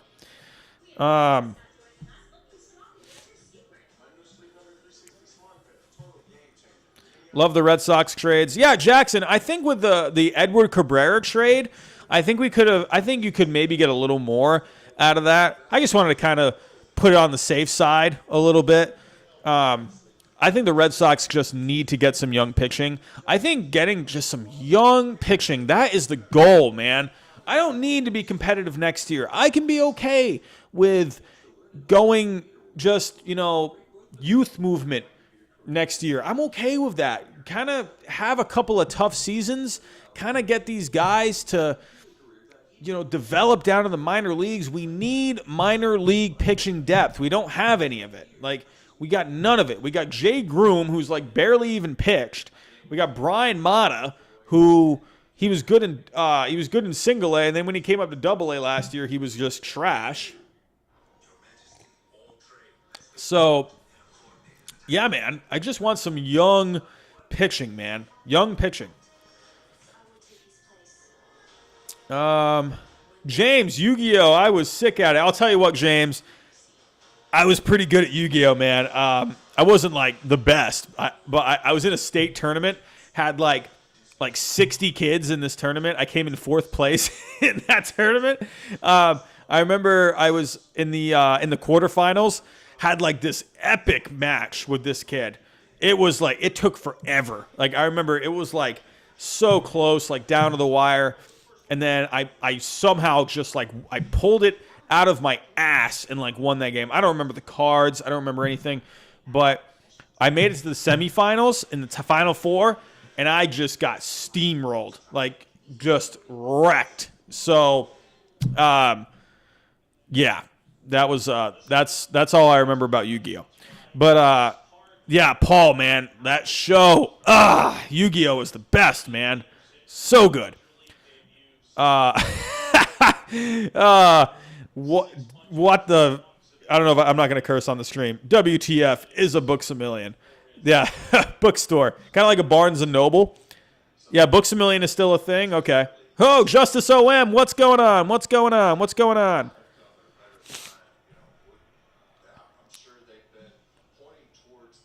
Rafi, Bogey, and Doogie is what we should build our team around. Jackson, I agree. There was that whole thing about maybe Xander Bogaerts getting traded. So, I wonder if that's still a possibility. I guess the recent reports where John Heyman said right now JD Martinez has a 25% chance of getting traded, while Xander Bogaerts has a 20% chance of getting traded. So that's going to be interesting. I don't know. I'm going to try and look up some rumors here in a second. I went to MLB Trade Rumors just a second ago, but it wasn't really giving me many trade rumors. So, yeah, man. Saban Solis, I love the offseason.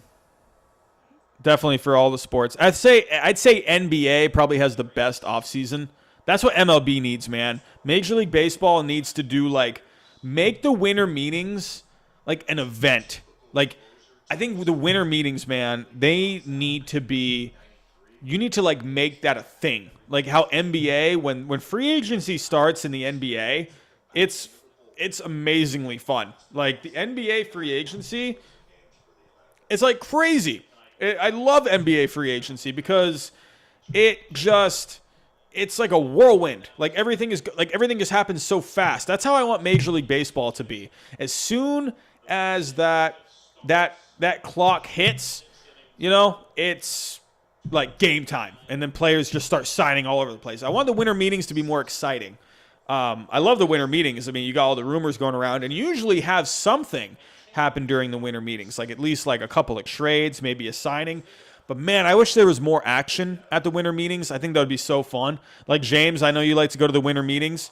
So, but James Scott, would you agree if the winter meetings are more like NBA free agency? Dude, like you could like sell tickets to that. You know what I mean? Like you could, like whatever hotel they're at, dude, you could just be hanging out in the lobby, just whatever, like having some beers that day, and then you're just hearing all these things going on. You could make you could even be at home, and you could have like almost like, like I don't even know what you would even, like, I don't know, like you have some friends over or something, and you make predictions on like who goes where, and you can like bet money and stuff. Dude, that'd be so fun. I really wish, I do wish that the winter meetings kind of had a little more excitement. I think that would be fun. James Scott probably got lost in the stream, Robbie. So, okay, sorry. Did I miss that? Yeah, guys, just to let you guys know so that I can easily not see something. I have a potato for a brain. So, again, if you do have like any kind of a question, or if you just wanted to leave like some support for the channel, leave a super chat. Greatly appreciated. But if you do leave a super chat, there's no way I'll miss that because it like pops up right on my screen, and there's no way I would miss a super chat. So, but anyway, back to your question, James. Gun to your head, you can only keep one.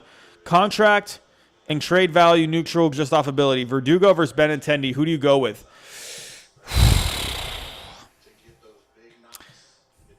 Man, James, you're putting me in a tough spot, man.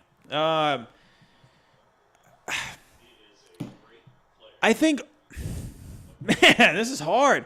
I think with Benintendi, it's hard, man, because you got Benintendi on the decline, it seems, because he's not doing anything in like the last couple of seasons. But then you got Verdugo on the rise. The only thing I worry about with Verdugo is the character a little bit. I wonder because the guy, he wears his heart on his sleeve, and I think it's almost like I'm sort of waiting for something to happen with him, like something happens. I don't know.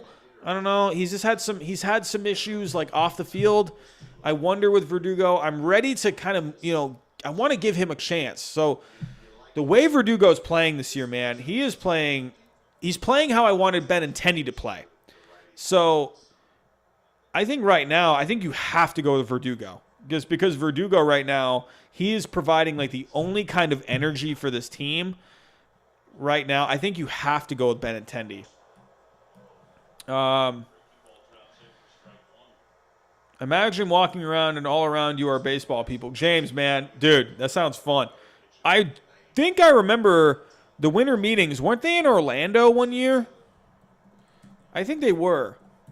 Because I think the winter meetings were in Orlando one year. I think 2017. I'm telling you, the next winter meetings, I'm going. I am going.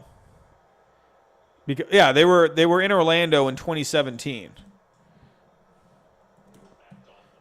Next winter meetings, I'm going, man.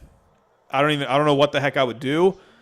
So like, do they make it like when you go, James, let me ask you this, when you go to the winter meetings, like, do you buy tickets? Like, what do you do? Or do you just walk into the hotel and like, do you just like go get food, or like, what do you do? Like, do you just, I don't know. Like, what do you do? Does it cost money?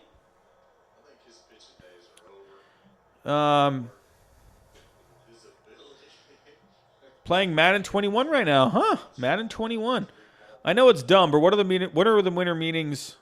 Never found out. What are they? Oh, so yeah, winter meetings, Paul. They're basically, it's all of like the, general managers and like president of baseball operations. They all go to one location, and they meet with each other on things. I think the union meets over stuff. It's just like just a week full of just like baseball executive people meeting together. So because all of these, general managers and stuff are there together, they can talk trades and stuff like that. So it's that's why a lot of big moves can go down during that week. So Jacob deGrom with 11 strikeouts so far. I'm gonna talk more about. I'm gonna do an update right now after I catch up with the comments. I wanted Doogie to do well because we gave up Mookie for him. Yeah, I mean honestly, if you're gonna get. Oh, this was only a 7-inning game. Oh, so okay, this was only a 7-inning game. Oh, I forgot because they played a game today. Oh, so that makes Freddy Freeman's. Oh, so that home run from Freddy Freeman was huge. Oh, so that's... Oh, my gosh. I didn't realize this was a 7-inning game. Oh, my goodness. I would have gotten way more excited about that when it happened. Wow. Oh, so the Braves win. The Braves won. Freddie Freeman's 2-run home run was the deciding factor. Hit it in the bottom of the 6th, and the Braves close it out in the 7th. Mark Melancon gets a save. Wow. That is crazy. I forgot it was a 7-inning game. All right, here, yeah, I'll stick around for a little longer. I'm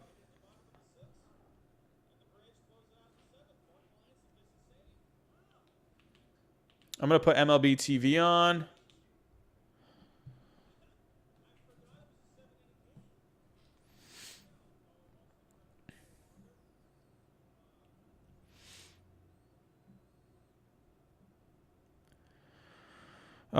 Bruce Payne, and wow, on a serious note, let's all pray for these people in Louisiana, Texas. Just saw the update. This is catastrophic. What in the world happened in Louisiana? Like, what happened? What's going on? What happened? What's going on in Louisiana? Oh, the hurricane. That's right. Oh, wow. So let's take a look. Hurricane Laura. So, wow. It's a Category 4 right now. Whew. I know a thing or two about hurricanes, guys. I'll tell you that. Definitely know a thing or two about hurricanes. Oh, so is it hitting right now? Oh, grief. Yeah, so it's like basically right there. Is it making landfall right now? Good grief. You guys are going to get some rain eventually up in New York and Massachusetts. It's going to come right through there.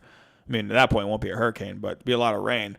Oh, Hurricane Laura, it's like close to making landfall. All right, let me put this Red Sox Blue Jays game on. So Blue Jays, they got the bases loaded in the bottom of the 7th inning.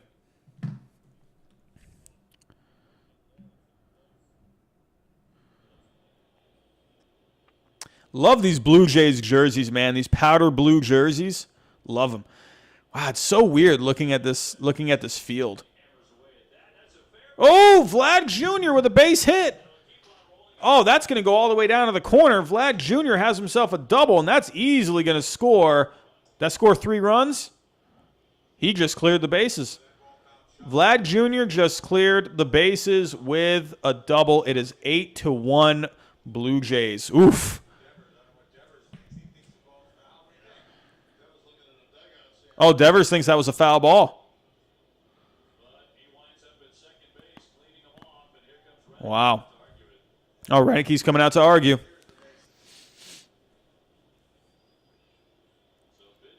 It looked like Chavis was asking Vlad, hey, was that foul? And Vlad was kind of laughing it off. Probably said, I hope not.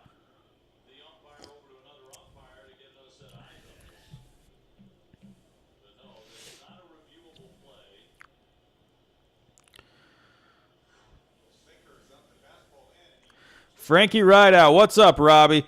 What's going on, Frankie? Yeah, I got the game on now. So I just saw Vlad Jr.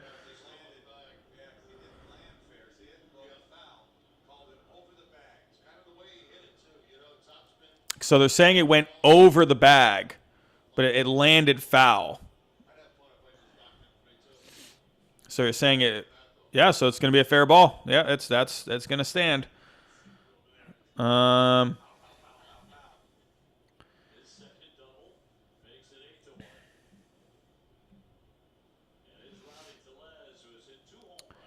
I have family in Louisiana. Hey, Paul, we'll be praying for him, man. Oh, there's another base hit. That should score Vlad. Here comes Vlad. He's coming home. And Vlad Jr. scores. And just like that, the Blue Jays score 4 runs. Oh, is that Rowdy? Did Rowdy just get that? The guy that I didn't even know who the heck that even was when I put this game on? Or earlier when I saw him hit a couple of bombs? Oh, boy. All right, so, well, this game is basically out of reach. So, yeah, this is not fun. Sweet. I get to see how bad my Red Sox are playing. How fun. All right, let's take a look around the league. So right now we got Phillies Nationals, bottom of the 9th. There is a challenge happening right now in the bottom of the 9th. So what is the challenge? Phillies challenge to play. Call on the field was upheld. Howie Kendrick doubles on a sharp line drive. It was a tag play. So I guess they were arguing that he was tagged out at second, but he was fair. So right now the Nationals, what do you know, against Brandon Workman. Brandon Workman having a nice fun inning. So the Phillies right now, they traded for Brandon Workman for the bullpen, and just right off the bat, Brandon Workman gives up a leadoff double. So I'm going to go to the Phillies Nationals. My Red Sox stink. They're losing 9-1. I'm going to watch some good baseball, but I am watching a former Red Sox player. So let's take a look. I got to put on this Phillies Nationals game. It's 3-2.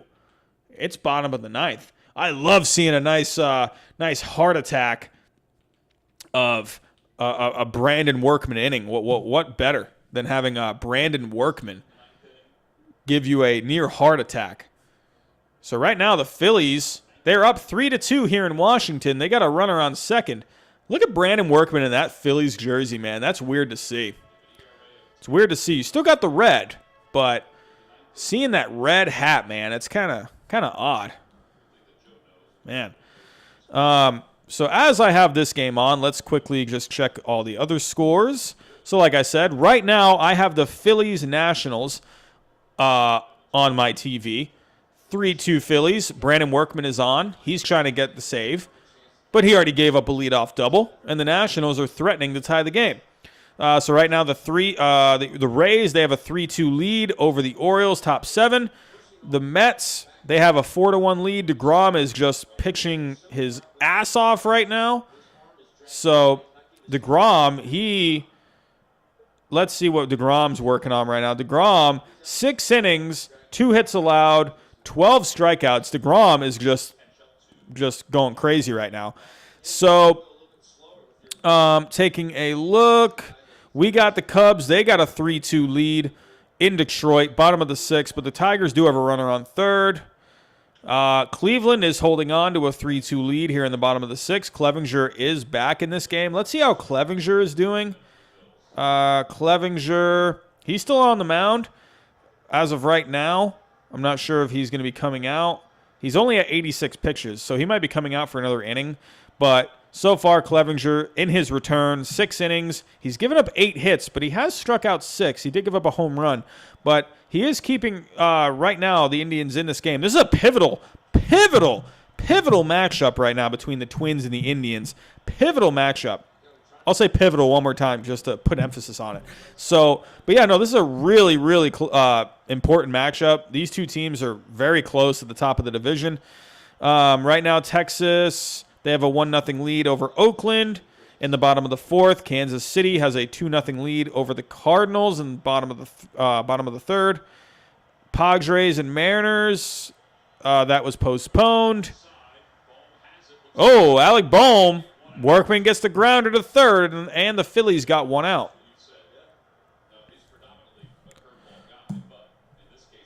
So Brandon Workman, this is what Brandon Workman does.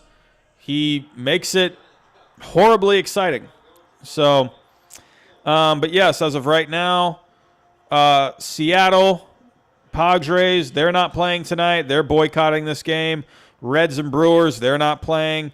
So, yeah, we're seeing a couple of boycotts tonight. We're also seeing that in basketball. We're seeing that in women's basketball. So, a lot of stuff going on in the country right now. So, yeah, very interesting time in the world right now. So, but there were a couple of games that went final. White Sox, they are just playing some great baseball as of late. The White Sox are just, as of right now, the White Sox are probably the most fun team to watch. I might have to do a video. Tell me in the chat. Should I do a video? Give me a thumbs up in the chat. Should I do a video on if the White Sox, on why the White Sox will win the World Series? Thumbs up in the chat if you think I should do a video on why the White Sox will win the World Series. Because, oh, that's a base hit. Oh, he holds up at third. Oh, Brandon Workman. Oh, but he held up at third. Oh. Oh, my goodness. The runner at second. He didn't get a good jump. Oof. That's not a good... not some great base running there from the Nationals, man. That could have cost them. Brandon Workman, he gets himself into these situations all the time. He always has a heart attack of an inning, but he can get out of these jams like so better than anyone. He makes it just so like, oh, you want to like jump off a cliff when he's pitching, man. But then he always figures it out. Brandon Workman, man. He got lucky there. Brandon Workman is, I swear, he's like one of the most lucky pitchers. He just throws like a bunch of junk, and then but his curveball can be really good, and it gets him out of just so many jams, man.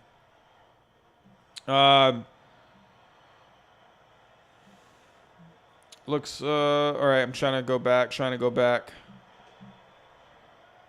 Look at Brandon Workman leaving a curveball up, but that's what Brandon Workman does, man. He can just throw that curveball in there, and it's such a good curveball. A lot of hitters lay off of it. I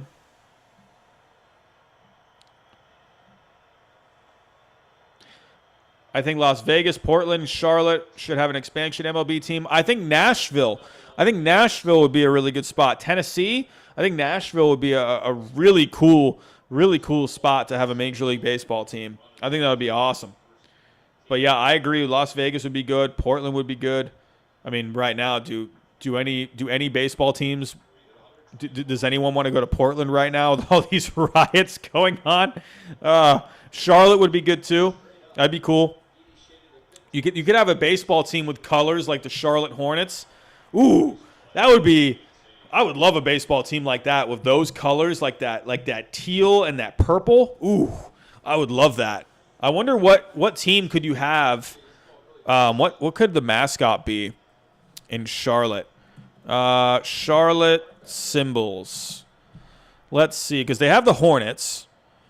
So, what are some symbols? Okay.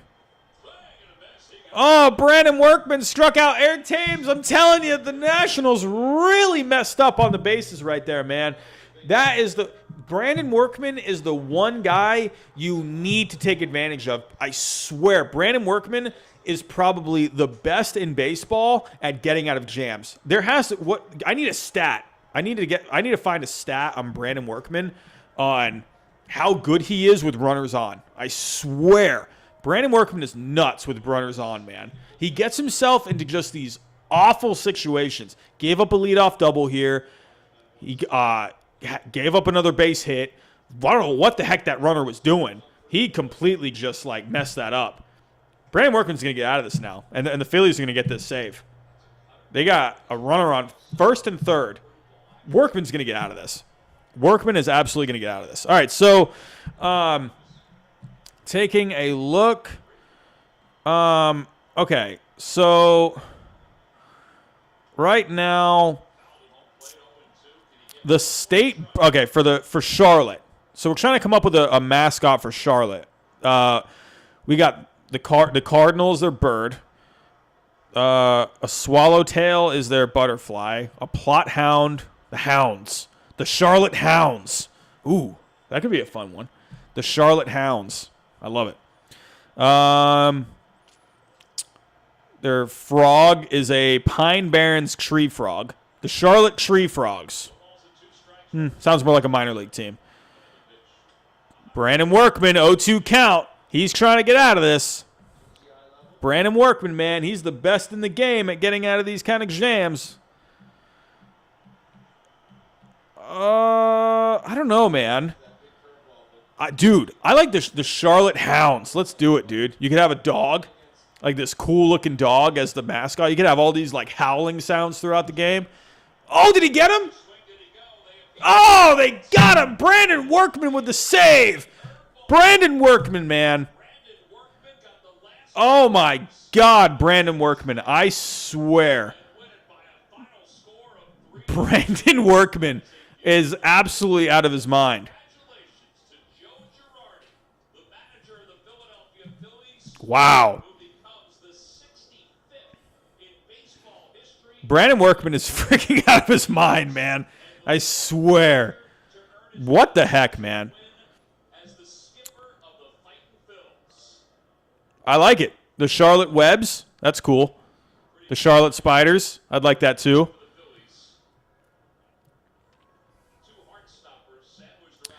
Alrighty, guys. Well, that was an exciting ending. I'm glad I caught that exciting ending. I wish I realized Freddy Freeman's home run was near the end of the game. So I didn't realize that was the end when he hit that home run because I forgot it was a 7-inning game. But woof, that was an exciting finish there. Brandon Workman, man, he is a heart attack just waiting to happen, I swear. Alrighty, guys. Well, I think I'm going to call it a night. So I'm going to look real quick in this chat. Any last questions? Any last super chats? If anyone wants to leave one, do it now because I'm going to be starting to get out of here. I'm going to start working on this video that I'm going to be posting tomorrow.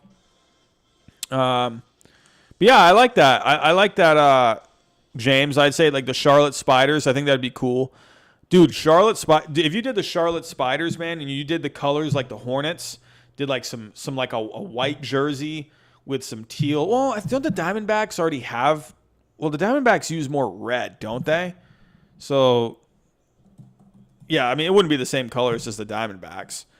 But you could do like a similar color scheme to their old colors, I think. I think that would be good.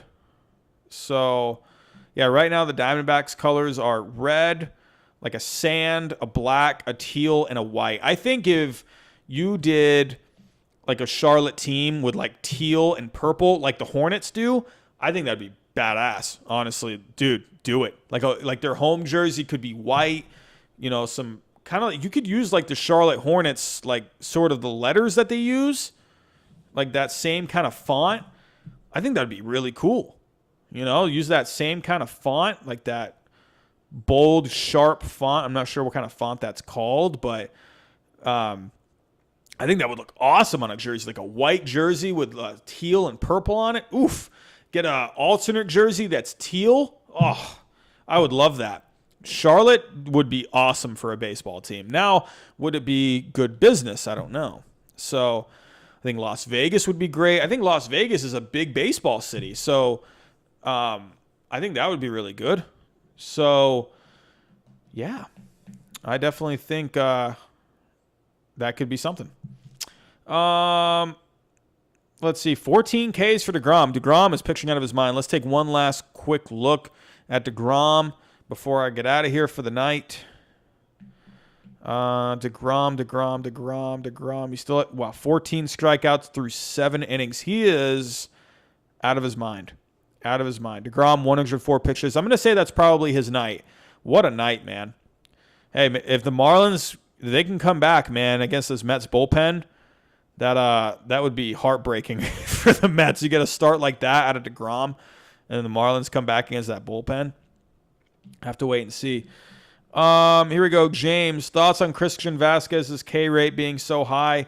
Yeah, Vasquez, I think he's always had a bit of a knack for striking out a little bit. I think Christian Vasquez, where his value really lies is on the defensive side. I think anything you get out of him from an offensive standpoint, I think that's just a plus. But I think really his best thing is just that defense. I would hate to see him go. Really, what other catchers do you have? Connor Wong. I don't know. I don't know. You know what? Like I said, I was going to look at some trade rumors. I'll stick around for a little bit longer. I'm going to look up some trade rumors.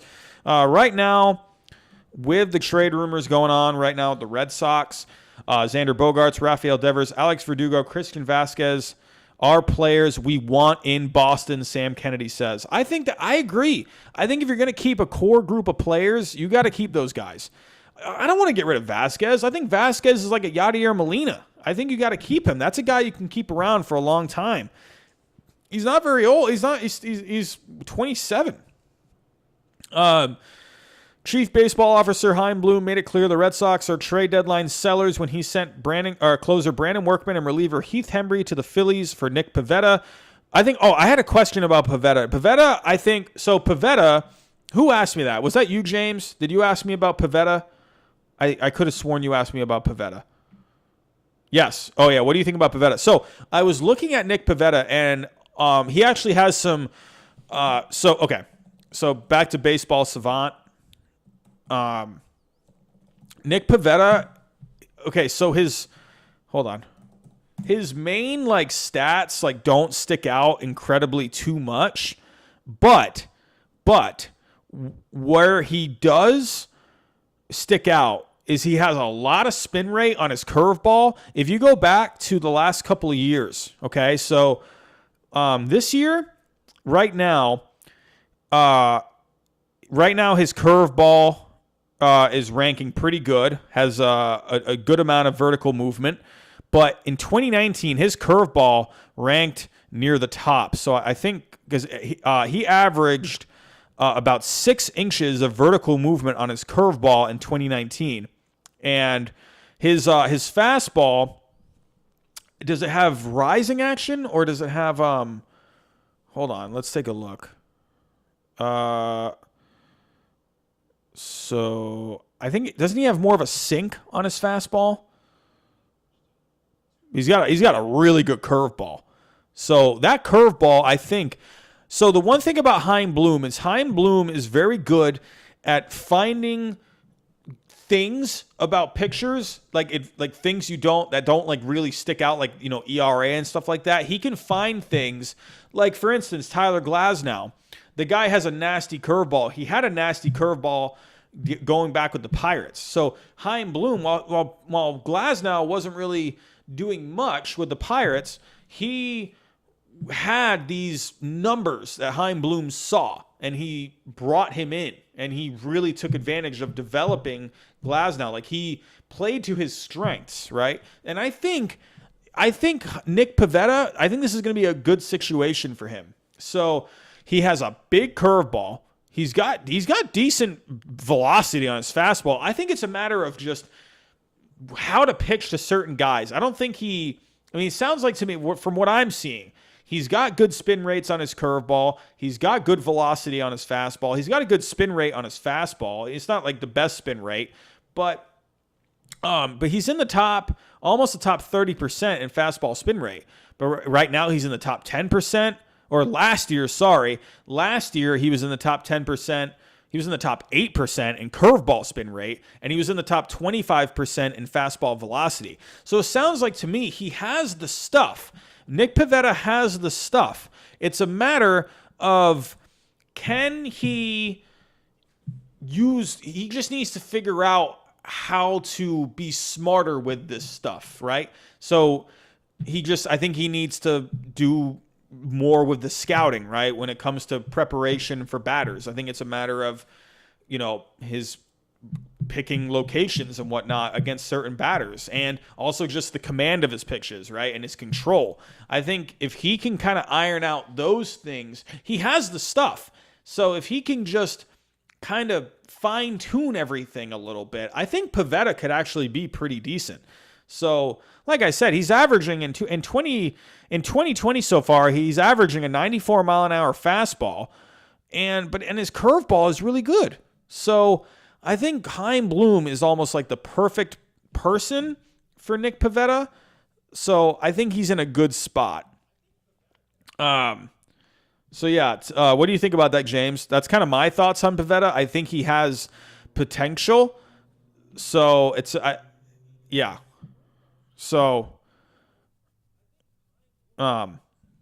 I had two starting pitchers who peripherals I thought would lead to a breakout, Pivetta and Max Fried. Yeah, Pavetta's, like I said, he's got that curveball. He's kind of like Glasnow in a way, right? But in all honesty, Glasnow, I think Pivetta, could you say Pivetta has more potential than Tyler Glasnow? Because Tyler Glasnow is really only a two-pitch pitcher. When you look at Nick Pivetta, he can throw a changeup, he can throw a slider. Granted, but when you look at his slider, he's got in 2019, he had a decent slider. It wasn't bad. So, he doesn't have bad stuff. So his changeup, it looks like he got rid of the sinker.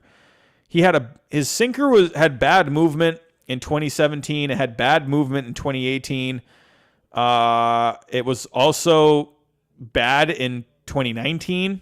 It wasn't near the bottom bad, but it still really wasn't that much better.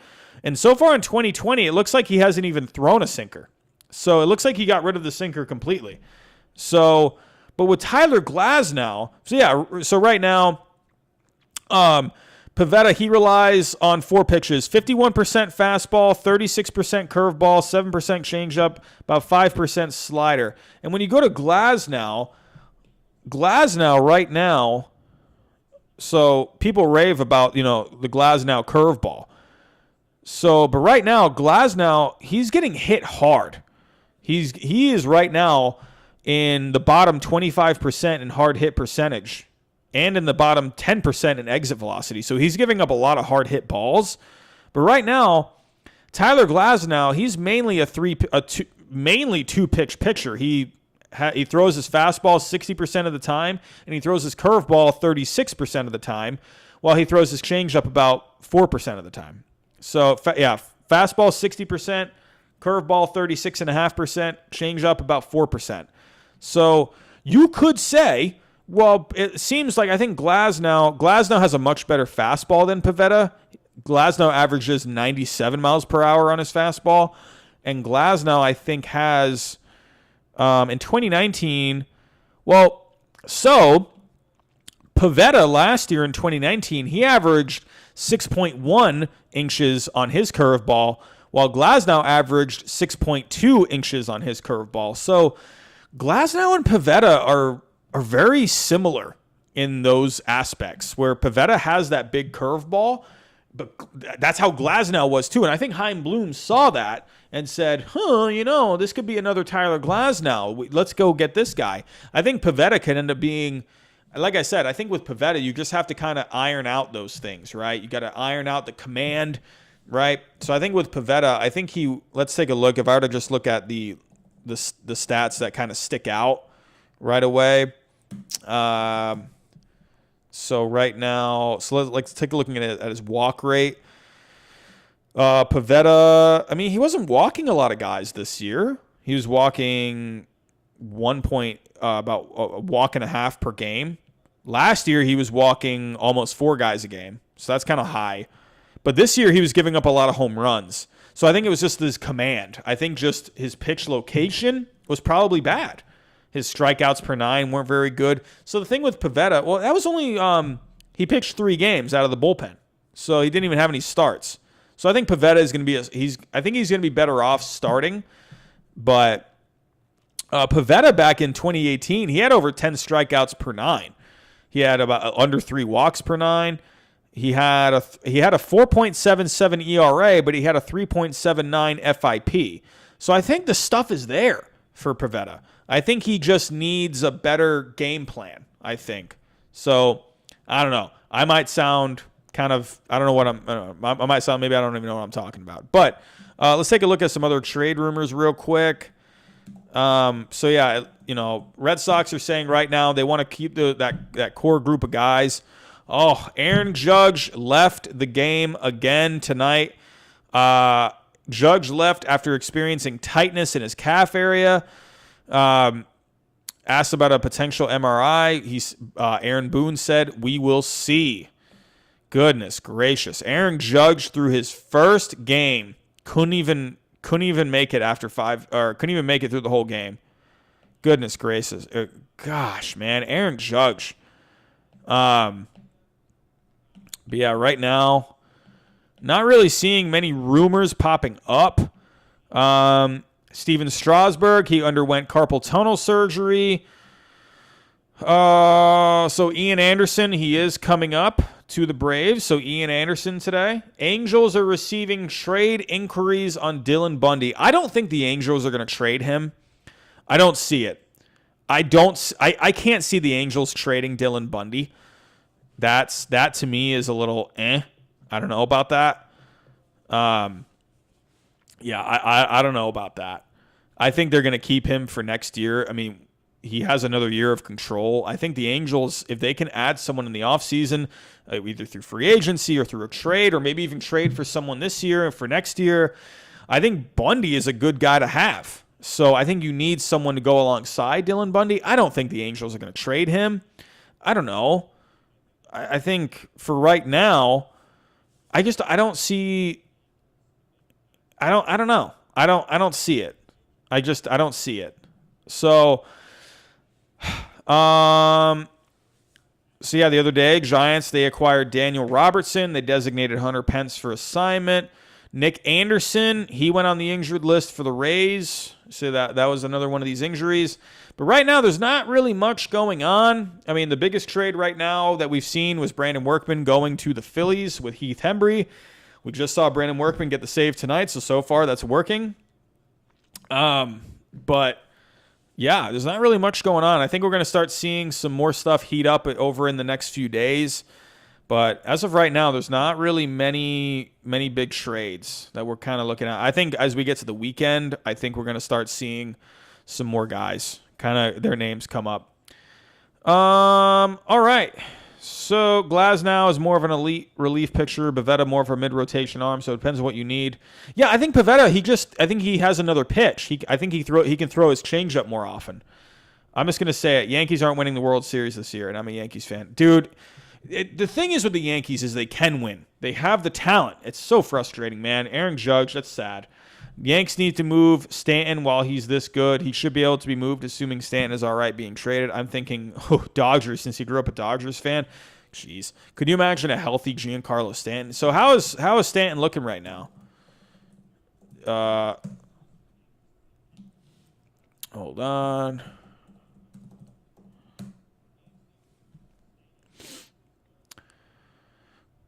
So Paul O'Neill offered something the other day. Paul O'Neill wonders. Oh, come on. No. I got to be a freaking subscriber.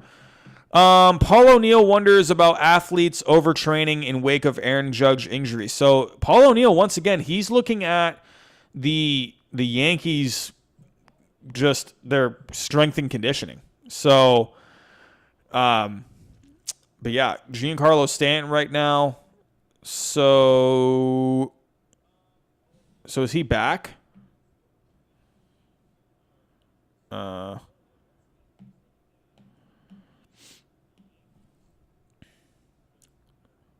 really heard much on Stanton. So no, he hasn't played since August 8th. So I don't know. Yeah. The Yankees, they're a mess. They're a complete mess right now. I don't know. But all right, guys. So that's all I got. I think we're going to end it there. We're currently at 9 people in the chat. We had around 20 at one point. So we're going to be back Sunday night. We have the Braves again on Sunday night. So we got Braves Phillies on Sunday night. We'll be back here. That's going to be really, really big on trades that day. I'm assuming I would hope we're going to see some more trades in the next couple of days. Sunday is going to be a big trade day. Hopefully it's the day before the trade deadline. Monday, I believe, is the trade deadline, if my calculations are correct. Yes, Monday is the trade deadline. What time is the trade deadline? MLB Trade Deadline 2020 time. Is it at 4 o'clock? So 4 o'clock on August 31st, which is Monday. That is the deadline. So Sunday night, we'll have that will be a stream where we're big on talking about trades. Right now, there's not really much going on. So, but yeah. When's the next Red Sox watch along? I don't know, Paul. I don't know, my friend. I don't know. Right now, the Red Sox are just unbearable to watch. It's so bad. But yeah, Sports with AJ. Who knows? Maybe Mike Clevenger could be a Yankee. I don't know. That haircut's going to look weird.